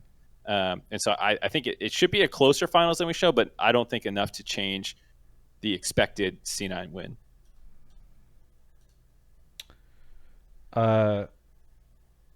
LS, do you have anything to react to, Caller or Mark here? No, I mean I agreed with all those points, and I agreed with the caller and the points that he listed, and yeah, I listed why I think Cloud9 is probably just overall better. I think ultimately, with all the rosters being the way that they are in summer, unless there's some like Hail Mary imports that come in summer, I think that LCS is going to be a 2-team rodeo in summer between just TL and Cloud9. And so really, the finals of summer is not TL versus Cloud9. It's actually whoever the fuck is the 3rd seed for Worlds. So that's the real finals. That is that's what everyone's chasing after. We're actually in a 8-team region right now. Okay. And there's only one world spot. Yeah, 18 regions. There's only one world spot left. The other 2 have already been claimed. Welcome to LEC. So yeah, J&T, these guys, they seem to disagree. What do you? Yeah, I mean, what I will say is that I definitely agree with LS when he says that Cloud9 has the better ceiling, because throughout the entirety of Spring Split, I always had that opinion that Cloud9 has the higher ceiling than Team Liquid, but I do think that, Team Liquid has, is the more consistent teams in terms of, their ability to play close to their ceiling. I think, when you look at Cloud9 through the Spring Split, a lot of it was, off the back of Blabber doing a ton in the early game and him creating a ton of the leads for Cloud9. But when Cloud9 is at their best, we did sort of see that in this series when Fudge is able to hold his own against Alfari and sometimes even outplay him, and Perks doing, Perks things. And I thought specifically in his game 3 where, while he was getting heavily camped in mid lane, I think Team Liquid, they had some really nice coordinated dives mid lane, was still going even in CS, playing the scaling matchup and the Rise versus the Silas, and, him just doing a ton of work in the mid and late game. I think it was always a question for Cloud9 of when Perks was going to sort of activate, and, it's kind of come true in this playoffs with playoffs Perks coming back out. And yes, I'm still of the opinion that Cloud9 is the favorite going into the finals. I still do think that, it wasn't anything like the 100 Thieves TSM series where one team is just playing extremely poor and, they have no hope. I think Team Liquid definitely still does have some hope. I think, well, Cloud9, I think, did put a lot of focus into Alfari in the top lane, and I think, Team Liquid could maybe shift up their playstyle a little bit to let Alfari work his mojo. What do you have any shout outs or plugs? No, not really. Thank you so much for calling in. Yeah, no problem. Have a good one. Have a good one. Off to grab the next caller. We got the Ghost Rider for 18 months. Howie in the Stash. And Adecredo Justice. Thank you to all of our subs. Really appreciate it. If you have a Prime, maybe you drop it on this channel right now while we wait for Mark, because then it gives me something to read and to fill the silence, so that it's not just us sitting here awkwardly waiting for Mark to show up, because then I have a name and perhaps a number of months that somebody has subbed that I can call out, and because Mark is taking an abnormally long time. Oh, and we got Mahmoud here. Mahmoud, welcome back to the show. Where are you calling from? Assalamu alaikum wa rahmatullahi wa barakatuh. My brothers, LS, my brother, Mark, my brother, Travis, my brother. Calling from Phoenix, Arizona. My, it's so hot in here. It is so hot. My AC broke. My AC broke. I'm upstairs and my brain is frying, but I'm still here. It shows my passion for you guys. I love you guys. Okay. I appreciate that. So I don't know if LS, did you ever have a call with Mahmoud before, or No. Okay, Yeah. because No. he's a huge fan of yours, and so I thought it was appropriate to finally have him on. And most interesting, it's a time where he's actually disagreeing with you. So I thought this was Okay. just so much this is aligning. gonna be good. perfectly. Okay. Yeah, LS. So like your content, HLL content, it's kind of dry. So I have to bring some heat. I'm sorry, I have to bring some heat. So like Okay. my initial proposition was about you. I was talking about T1 LS. Very sad you did not get the coaching job. Maybe you can touch on this later. I kind of have some questions. But anyway, not on this show, but feel free to Okay. give your take. Okay, Mahmoud. yeah. So basically, take is like the draft in game one of TL versus C9. It was exquisite. One of the best I've ever seen. Like, I understand they're sinning. Okay, they're sinning. It's fine, but sometimes you have to sin. All humans are sinners. Okay, no one is going without sin. Okay, in this world. Okay, so you have to think. Like Sven was saying it in his interview with Travis. Like, you have to think about players' comforts. Like comfort picks. Not all of them are robots. They can't play like all the crazy, like, he's playing scaling, their macros crazy, like this is that. So Sven, he said the draft is good because they were on comfort picks and they also put Core GG off of like playmaking support. So it was very good against TL. So, you come at me now. Come at me. So I guess to sum it up, your take is, hey, that draft was actually good, even if Ellis disagrees with it, because the players themselves feel comfortable on those champions, and so even if the matchup in a neutral way is not favorable, given C9, it does become favorable. So in regards to player interviews, in regards to thoughts on like draft and anything like that, I think whenever it's happening in an official medium, there's always going to be a bit of fluff, because they're worried about blowback. Stuff that I would cite is the complete polarity between Fudge's interviews on LCS or other official places and the things that he says on the co-streams with me. So I would just like put that out there. Players are not always inherently honest in interviews. Except for in my interviews, right, LS? What? Except for Travis's. Thank you. Absolutely. Travis Jesus. just extracts the cold hard truth. Yeah. Travis is best interviewer. Thank you. So, I think that's a really important part, because what can Sven say about I mean, he can say that the draft's really bad, right? But then what kind of a message is that really sending, right? That can be very inflammatory. And so if it's in an official medium, where it's supposed to be recorded, documented, and all this other stuff, barring Reddit clips, anything that's going to be said on like a private personal stream doesn't often actually expand beyond that instance, right? Unless it goes up on Reddit or on a YouTube clip and it goes viral or something like that. So that's my initial response to player interviews, generally. So there's that. Game 1 draft. It's really weird, because when you look at it in a vacuum, yes, you have Renekton into Sion, you have Udyr into Nidalee. Nidalee, now with her current build of like Everfrost, she's not even doing Moonstone Renewer, she doesn't have value to do it here. Her item is actually, she requires more gold than Udyr does in order to be relevant. And then you have Ashe Braum versus Jinx and... Oh, no. That's the last game. That's the last game. Okay. All right. So let's go. Okay, so you do need notes. Thank God. I do I need feel notes, so much man. better by calling back to our first discussion. That draft was fucking, I mean, that one was something as well. All right. So the first game was the Urgot then. The Urgot Renekton. Yeah. Okay. So the Urgot Renekton, if Urgot doesn't fall... To interrupt, woman told you to not say bad words. You have to listen to women, okay? Come on. Okay. All right.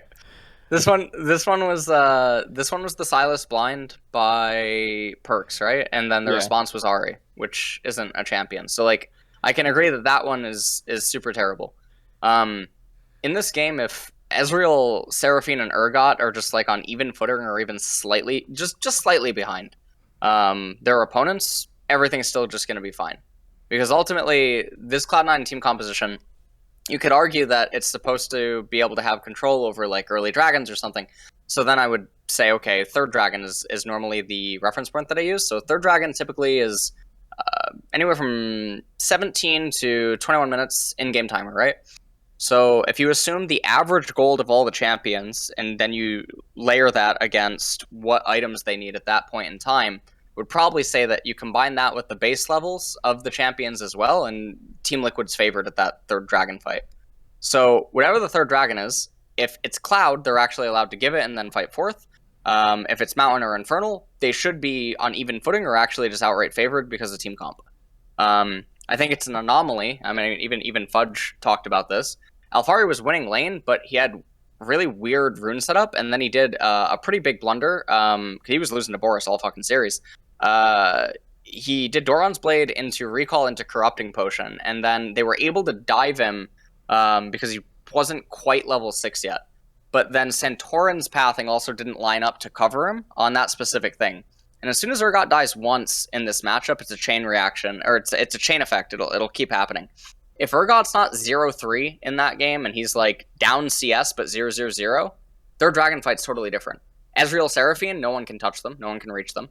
Ahri can't be reached. I mean, Hecarim's useless. I mean, he's turbo useless, but everyone in NA thinks Hecarim's good.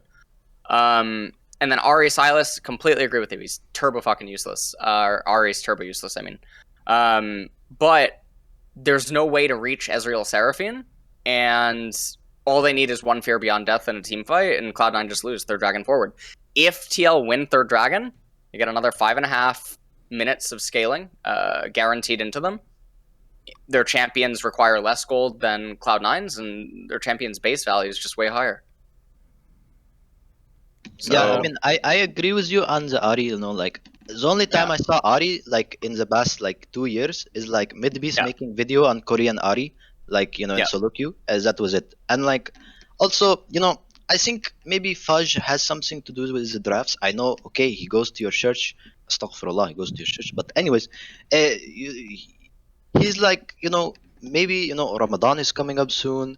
Maybe he wants to end the games a bit sooner because, you know, he needs to break his fast on time and everything. So, you know, maybe this is why they're like, they want to end the games very fast, you know. So the big early game team comes to get first, like they got first blood against Alfari, tilted him out of the planet. He was like, oh, his hand was in his hair. He was like, oh, I'm so sad. I should have went back to EU, even though I was rotting in EU. But, you know... Okay. Mahmoud, yeah, I totally you muted agree. yourself, I think. Maybe Mahmoud was spitting too much flames. He had to cool down in his overheated apartment. Yeah, Jack better check the house for cameras. I think this. Mahmoud, you muted on Discord. I don't know if that was your intention. Oh yeah. I really didn't have anything else to say. Oh, but, okay. Yeah, I mean, but good. like Mark, you need to come in here. You know, you've been silent. I'll chime in. I actually, I'm with I don't know, the Sinners on this one. I don't think the draft was that bad for C9. I think Nidalee as a champ, I'm usually pretty sus on, but they had setup in all three lanes, which I like a lot if you're going to play her. With Renekton, Nidalee, Kalista, Alistar, Silas can all enable the Nidalee to make things happen early. To LS's point at their Drake fight, like, yeah, C9 will control the early game. They should if they're playing correctly, have a bit of a lead. I don't think what happened topside needs to happen every game, to LS's point. It probably shouldn't get that bad, but there will be windows where, you know, the Nidalee, if coordinating well with the team, will get some plays to make some kills happen. So, like, they should get the first two dragons. There should be kill threat. Like, even though Seraphine and Ezreal, I assume, would have priority through the first couple levels and stuff, like, much past that, like, you're pretty much just threatened of getting all in pretty hard, I would assume. So you can probably get priority in bot lane to start stacking dragons. And then at the third dragon, the thing that needs to happen is TL, if C9 gets there first and sets up vision, they are low range, but TL will have to kind of walk into them. They have tools to face check with Ezreal Qs and Seraphine range and stuff like that. But if I can see a world where there's just so much dive threat that if they're not careful and the setup is good and Renekton hits a flank or something, or Silas gets a flank, that they can just blow up TL pretty easily. And I think one of the things, you know, we're talking a lot about this in isolation, and I think one of the things that Sven said in that interview that is crucial is the comfort point, because he talked about it from their perspective. But I think that the blind Silas, which made this draft super wonky, actually was genius, because to that point, TL had never played Seraphine anywhere but mid. They don't want that anywhere ever bottom for how Core JJ wants to play the game. You know, and then you end up with, like, mobile carries that but don't do a ton, like Ari and stuff, because they're so scared of this dive. It feels like that they take all this stuff, and so I think TL's comp outscales, but like there's a lot of players not playing the things that you would think they would want to play, and so I can see the argument for TL having the like champion wise maybe better draft, but I think with how C9 plays and how TL wants to play, this was a really bad draft for TL on a player level. Yeah, and so I wanted to add, like, it's not only Cloud9, it's not only any, every region is, I don't even know, they're blowing up in the draft. It's so crazy. Like, no team has good draft. I've seen, like, maybe once or twice in a series, it's good draft. But, like, especially when, like you saw last night, T1 versus Gen G. Oh my goodness, Alice, come on, man. Like, we are going off topic, sadly, and I know we have 2 more callers to get to, so I don't want to turn this into a conversation about drafting globally. I think that might be a little broad. Yeah. I do really quickly want to get just LS's opinion on what Mark said. Is there, LS? I think you might disagree a little bit with what Mark said, so I don't know if you have any other thoughts on sort of the Silas, and if there's a world where maybe C9 is playing some sort of 5D chess with the way that TL likes to play the game. LS? He's thinking. I mean, I'm thinking, Okay. like, I mean, I think, like, in regard to, I mean, I don't know. I think draft is interesting, right? Like, this is one of the things where I get kind of weird when it comes to, like, assessing how TL wants to play and then going in against that stuff, right? When I talked about at the very, very beginning about watching all the various regions, I don't get so encapsulated in this, although I acknowledge that its importance is there, right? Which Mark talked about in regards to how they want to play and whatnot. So I think that is an interesting thing. In regards to like TL and the drafting and everything else in finals, then I hope that they're obviously more on page, more on tune, because as it stands right now, it looks like they were definitely floundering, and I don't know what that means for this next week of what's coming up. Yeah. Hey, Mahmoud, thank you so much for the call. Do you have anything you want to say to LS before I give you your shout outs? I don't know. I mean, again, this is the first time you've met him, and your first call ever into the show was talking up how excited you were for. He was the super genius. Yeah. You call it, yes, exactly. The Zidane, I believe. Yeah, of course. So LS, I really like the haircut, but I think you should keep the facial hair. Honestly, like, you're looking very good. I mean, you look good right now, but keep the facial hair. Seriously, Ramadan's coming up. Grow your beard. Be pious. Be good, man. You say you go to church, so come on, you got to grow the beard. Also, last night, what is this about? Okay, last night I was doing homework, checking in on the stream here and there, and I see everyone claiming the snake, the snake 1000 channel points. So I thought, okay, what is this? And so I start claiming. I claim once, I see nothing, I got nothing. And then I asked my friend, I claimed twice, then I asked my friend, what is it? Why am I not getting anything? And he said it's scam. I got scammed. Oh, no, something, it was just bugged. You gotta try again. No. I think I need some either channel points back or No. I think VIB. if you sub with Twitch Prime, it works for sure. 100%. It's a combo deal, yeah. Jeff Bezos, he's a scammer. He's also a scammer, so I don't know. But, come on, VIB, come on. Okay. Do you have any shout outs, Mahmoud? Shout out to Fudge, Ibrahim, Allami. He's just representing the Arabs so well. I love him. He's so handsome. Also, shout out, guys. Come on. I don't know how many times I have to say Alienware. Buy Alienware. I don't know how many times I have to say. If you want to be Gigabrain, you buy Alienware. Look at their logo. It is 5 head. It is literally 5 head.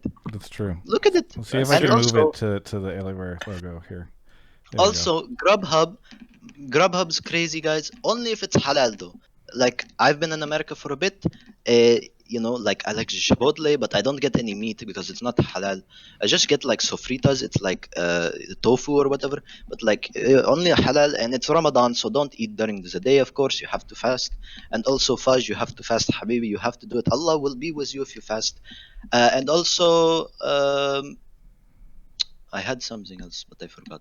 Oh, follow me on Twitter, twitch.tv/Mahmoud ibn Zubair. Follow me on, sorry. Twitch is Mahmoud ibn Zubair. Twitter, Mahmoud ibn Zuba1. I'm making crazy tweets. I always comment to LS, but he never responds because I don't know, he doesn't like me. But also starting to make YouTube videos, inshallah, soon. Okay, so I'm gonna first off, Mahmoud, thank you for calling in. I think I would be remiss if I did not grant you game field victory caller. So I'm not entirely sure what your dietary restrictions are at this time, but feel free to hit me up on Discord, and we'll try to get you a case of game fuel, and we'll figure something else out if that's not an option for you. But oh baby, let's go! W in the chat, everyone! W. Thank you for the call, Mahmoud. We'll catch you next time. Thank you. Bye. Bye. All right. That was your first Mahmoud experience. Yeah. Wow. That guy needs to be a regular. Like. Yeah, he's called it a lot. Yeah. Let's actually take a quick break because Mark, do we only have one caller left? Did we lose somebody? We had two, but I don't know. I see them. They've been dropping in and out. I'm gonna add them back and see what happens. Well, you go set them up. I'm gonna take this moment to take a quick break to talk about Game Fuel. Thank you so much to Mountain Dew Game Fuel for allowing us to do such cool stuff. We're working on some cool projects. We were hoping to do one this week. Unfortunately, it's going to get a little delayed. But stay tuned because we've got some cool stuff in the works with Game Fuel. And by the way, use code Travis when you go to gamefuel.com to save 5% on your order. Actually, a ton of people have been tweeting me recently, trying different flavors. I love it when you guys tweet at me and ask me or show me what you got, your combo packs, etc. I'd love to hear from you on what your favorite flavors are. And again, I've mentioned this previously, but the Victory Pass, which is very similar to a Battle Pass, it's available right now on the website. You can now see, it's been available for some time, but you can now actually see what the rewards are from level 6 to 20. So as you buy Game Fuel, you get rewarded. You level up your Victory Pass. You get cool stuff. It's really awesome. You'll love to see it. And I'm really excited about the stuff that they're doing. So either way, thank you so much to Game Fuel. There's a link in the description of the YouTube video for it. And if it's not available in your area in the U.S., there's a couple places where they can't deliver just yet. I know they're working on it, but be sure to click that Amazon link because that really helps out as well. And I think I can put it into Twitch chat right now as well. Yes, I did. So be sure to use those links. It's very, very helpful. Thank you so much to Mountain Dew Game Fuel for sponsoring Hotline League. Mark is still here, but we don't have our caller yet. Yeah, here we go. All right. Super Monkey 1300 is here. Super Monkey, where are you calling from? Calling from Chattanooga, Tennessee. I go by Devontae. And what do you want to talk about on the show? What do you want to talk about on the show? It was a question towards LS, actually. I was watching him on a Facecheck earlier today, and he was straight up mauling about what was it specifically? It was like players refusing to play certain champs because of the stigmatizations they have, like the quote unquote e-girl champions they refuse that are really good, like Soraka and Seraphine. So he didn't get a chance to expound upon it, and I was really hoping to get his 2 cents again, on that subject. So I did not see this segment of the show before. I don't know, Alice, if you want to provide any context, or if this is like if you dodged it originally on that show and now our caller's trying to get you to talk about something, we can obviously move on. But I'm curious. No, I mean, so the part came about playing champions that are basically either stereotypically associated with e-girls or champions that are not associated with masculinity. I mean, it sounds fucking stupid. But I have all too often heard players say that they won't play that champion because they're not going to be a fucking e-girl. Or I've had a player jokingly say, my teammates are going to think I'm a fucking e-girl. So Is this in This like is a real professional thing, leagues? regardless of the champion's power, huh? Is this like in I mean, I first off, it Yeah, in sounds really professional stupid. play. I know it Jeez. does. Wow. Even if the champion's really good, they won't want to play the champion if other options exist because they don't want to play these champions. That's really dumb. I literally, I don't know what to I'm say. speechless because Yeah. when I saw the take, it was like there was a topic about the point thing that was put in the chat was like LS on Facecheck said that there were some champions that players don't want to play. I had no idea that this was the angle of it, was like the fragile ego angle kind of thing. Well, it's not even just like it's not even like if the champion's like stereotypically associated with e-girl directly. It's also like if the champion's just like so for instance, like Karma's really fucking good right now, right? And she's borderline popular to an extent. But there will be people that just don't want to play. Like in the past when she was really good, right? Remember about a year and a half ago, I had a conversation with someone, and they just said that they wouldn't fucking play Karma because they're not just going to be a support, and they don't want to just be labeled a Karma player and competitive.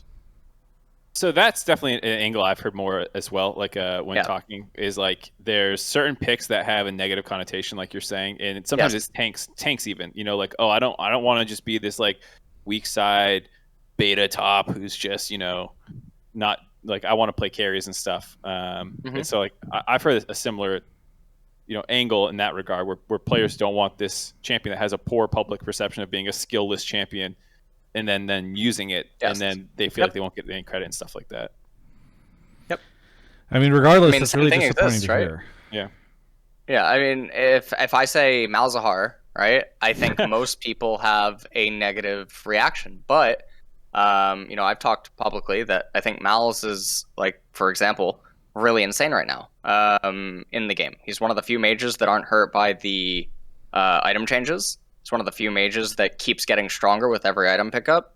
And he's well positioned in the current meta, but no one would play him. No one would want to even play him, right? Because of the negative connotation, regardless of his power. I think that's, a different example, right? I'm listing a male champion that carries a negative connotation. Yeah, Yeah, I mean, like, regardless, I mean the weird like ego masculinity thing is just bizarre to me. I want to show off and show that I have a great deal of skill. That is also silly because it's like, hey, you should work with the team or whatever. You can understand a bit more some of these young folks that are trying to like prove themselves on the Rift, and they worry they'll get pigeonholed into this like, oh, they just press R or whatever. But I don't know. That's really aggravating to hear either way, and I hope that there's not too much of it in the LCS because that's aggravating. Mm-hmm. Yeah, I just thought it was an interesting tangent you were going on, and I just wanted to hear more about it. I also think it's dumb. Like, I main support, and I enjoy playing Seraphine. Fun champ, fun kit, really just OP. Makes no sense why she's still just viable. Very fun. But watching a lot of people not refuse to pick her up or just won't is just baffling. Yeah. And when you say things like that, it's wild. Yeah. So I don't personally know about Seraphine. I haven't had enough, opportunity to ask this specific question about her. I think it's really fucking weird that every single time I do get into a private chat with any pro about Seraphine, it's always that she's the best. And yet her pick rate and everything does not necessarily, well, maybe I don't have the stats on this in front of me or something. Like I could look that up or whatnot, but no, I think right. She should be getting way more. I think she's the best champ in the game right now. But competitive play doesn't reflect that. I've noticed in the LCS, she just goes through all the time. Nobody touches her. It's so weird. Like, she not picked, not banned. Normally, a lot of teams just like don't look at her as a champ. When I watch like LCS and like normal play, and it's very weird. But that's a different thing. Do you think? Do you see her getting through, or like just being ignored, having zero presence a lot, Mark? She's got zero presence. Like, we saw her this weekend in the C9TL series. Yeah, I just mean like in the individual games. I mean, like no pick nor ban. Well, I think it was most egregious earlier in the split when Moonstaff was even stronger. Seraphine hadn't been nerfed yet, and like teams were just, I don't know, maybe it was just slow to pick her up, but it never felt like she rose to the popularity and play rate that she should have given the power level. And it's not like I think she was that crazy complicated to like pick up and slot into a lot of the meta composition. So maybe everyone's just like me, you're a Sona stan and you don't like that Seraphine just ripped her off. True. Ripped off her aesthetic. True. What did she do to Sona? Either way, thanks so much. Sorry, I didn't catch your name. I know it's not the Discord name. My name is Devante. I just want to, this is my last shout out. I don't have anything else to say, but my name's Devante. If you're looking for a screenwriter, that's your boy Devante Woodard on Twitter. I'm trying to get in there. Shout out to SBG, my smooth brain gang friends. They know who they are, and I'm not gonna plug anything else because y'all get paid to plug. I don't. So thanks. Other than that, y'all enjoy the rest of your night. Thank you for having me. Yeah, thanks. You enjoy the rest of your night too. Catch you later. All right, we're grabbing our last caller right now. Let's see. Where are we? 20 pounds of hummus, Isaac Cannoli, Aquatic Banana, Energized Reaper, Zas, and Trevor Monreal. I think I got most of those before, but either way, thank you everyone for the subs. Our last caller of the night, MasterNamer, from Eloden himself. Where are you calling from? Adelaide, Australia. Adelaide. You've called in before. Yeah, once or twice. What do you want to talk about on the show tonight? Okay, so I want to talk about how I think 2 months ago, Feb 8th, LS tweeted about how this isn't week 1 of LCS, after week 1, how TSM were pretty much bottom 3, bottom 2, like a bottom tier team in the LCS, and that he was unable to see like a path forward for the team, as in how they can like improve to like actually compete at the top. And I was wondering if I can ask him how, after 8 weeks of play now, we have seen them pretty definitively slot themselves in 3rd. So not really top 2, but definitely better than 4th. And if you have changed your opinion on them, like if they've improved, and what you would, or who you would credit that for, if it's the players stepping up or coaching staff or like a combination of the two. So my thought is that they were bottom of the pack, and then immediately after, I think the week of that tweet, right, is when they began their like miracle streak of clean games, and then after that they went back on their roller coaster ride. However, NA, in my point of view, is a 2-team region. I think TL and Cloud9 are leaps and bounds above the rest. So then from there, we look at all the other teams inside of the league, and I think that TSM improved, sure, but I think every other team got a lot worse, or not worse, but they weren't improving. They were stagnating or improving at a slower rate, or they actually did get worse, right, in 100 Thieves' case. And I think that that's a byproduct of it as well. I don't think TSM are ever... I don't think they're remotely close to TL or Cloud9. I think that, yes, they did get better. I think that they're a middle-of-the-pack team now. They're not like the super bottom like they were before, but what does being a middle-of-the-pack team even really mean or translate into? Don't get me wrong, I think they're favored against, other middle-of-the-pack teams. Especially maybe in a best of 5, but I don't think it's. I don't know how to quantify this into something meaningful when you consider that it just doesn't mean anything when you compare them to TL or Cloud9. Hey, if they get 3rd in the summer, that sends them to Worlds. There it is. I mean, you did say that it's like it's an 8-team, race or whatever for that. So if they can keep it, then they get to go to Worlds. I mean, true. I do want to sort of echo one part of the caller's question to you, LS, which is like, if you, like, obviously there was a point in time where you and pretty much everybody else was like, what the fuck is going on with TSM? they looked really rough. Nobody's having that conversation anymore, right? Like, to the caller's point, they are solid third. We seem to be much better than the 100T, even if there's a lot of doubts about that. So do you have any idea what it is that did allow them to get to this place? Do you think like it is a ton of coaching, or like, I don't know, Sword Art stepped up or something? What really allowed the doubters to kind of be silenced in terms of people thinking like this was a really bad team? I don't know. I don't know how to answer it without conjecture, right? My hypothesis would be that they have so many tenured players on one team together, many of which with a mutual drive to win, right? And I'm referencing like it's very important for Power of Evil to be successful. It's very important to Sword Art to just not fucking lose, because it's very culturally, as well as like it just looks really bad. You come to NA and then you shit the bed. And then as Mark and we touched on even earlier, I mean, this could have been Huni's last rodeo. So I think there's a lot of motivating factors there. I think Spica is no stranger to bumpy roads or rocky roads, and then you just have Lost as the outlier, right? But other teams, I think Dignitas had a lot of camaraderie. I think they had a lot of mutual interest, where maybe behind the scenes they don't have the job security fights that maybe some other teams are having, where they're looking to scapegoat a player or a staff member or something in order to, cover their own ass, like what they, maybe is happening on 100 Thieves. Who knows? When you look at Evil Geniuses, who knows what kind of inner turmoil is going on there, right? Because there's a lot of potential swaps on some of these teams that could happen, and that everyone is sort of like rubbing their head about. So I think when you lump all these things together with the veteranship, the coaching staff, and the fact that other teams are probably just having way more problems, it allows TSM to slowly but surely just etch up. Yeah.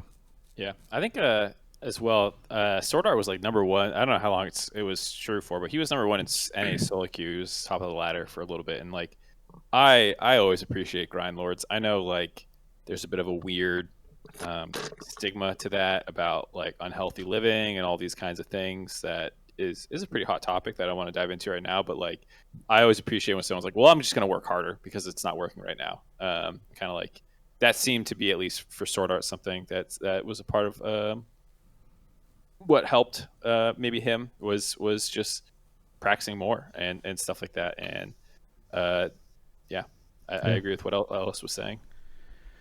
Well, MasterNamer, hopefully that answers your question. Is there anything that you want to shout out here before we wrap up the show?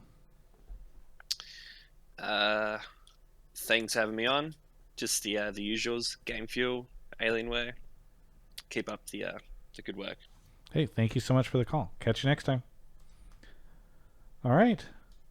That wraps up the show. We're in overtime right now. Mark, you have any shout-outs, plugs, anything you want to say here at the end? No. I'm excited for finals to be in a real venue again and being able to stand in a space and talk to my co-workers. I was going to ask about this. Are you able to say if you're? I don't know if it's been publicly said. Are you guys able to say that you will be in the theater? Has it not come out? I haven't seen it, but maybe it has. Let's just say it has. Yes, it did come out, Mark. I just remembered it came out. It's been widely known for quite some time that the analyst desk is going to be. I assume at the theater. Well, that's what I read anyway when it came out. So I'm excited for that too, Mark. I just trolled you guys. Ha ha ha! So funny. Good save. Anything else, Mark? No. That's okay. why I don't talk at the end. Ellis, what do you got to plug? What do you got to shout out? I don't have anything to plug. I'm fine. I don't know. I'm always bad at plugs and shout outs and stuff. Okay. Well, everybody go. Fudge, you suck. I assume a ton of the there you go. There's your shout out. Sure, everybody can find you on Twitter and stuff like that. For me, I just want to shout out Wild Rift, which Mark keeps being in the awkward position of not having played, as everybody else around him continues to play it. Because I heard through the wall today, Kobe, who doesn't normally like mobile play. I was like, Kobe, you're going to play Wild Rift. He's like, no. Then the other night, he was literally screaming at the top of his lungs while playing Wild Rift with friends. But I heard on the dive earlier as Kobe was recording it, he was like, Mark, you still haven't played it yet? So all I'm saying is Mark should play Wild Rift because it's very good. And you can get 19 MS playing it. So it's the latency is better than playing that old crusty League of Legends. I love it. Level 14. Stay tuned for more of my content. Thank you to LS for coming on. Thanks Mark for co-hosting as always. Thanks to all our sponsors. Be sure to enter our survey and our giveaway. This has been Hotline League episode 167.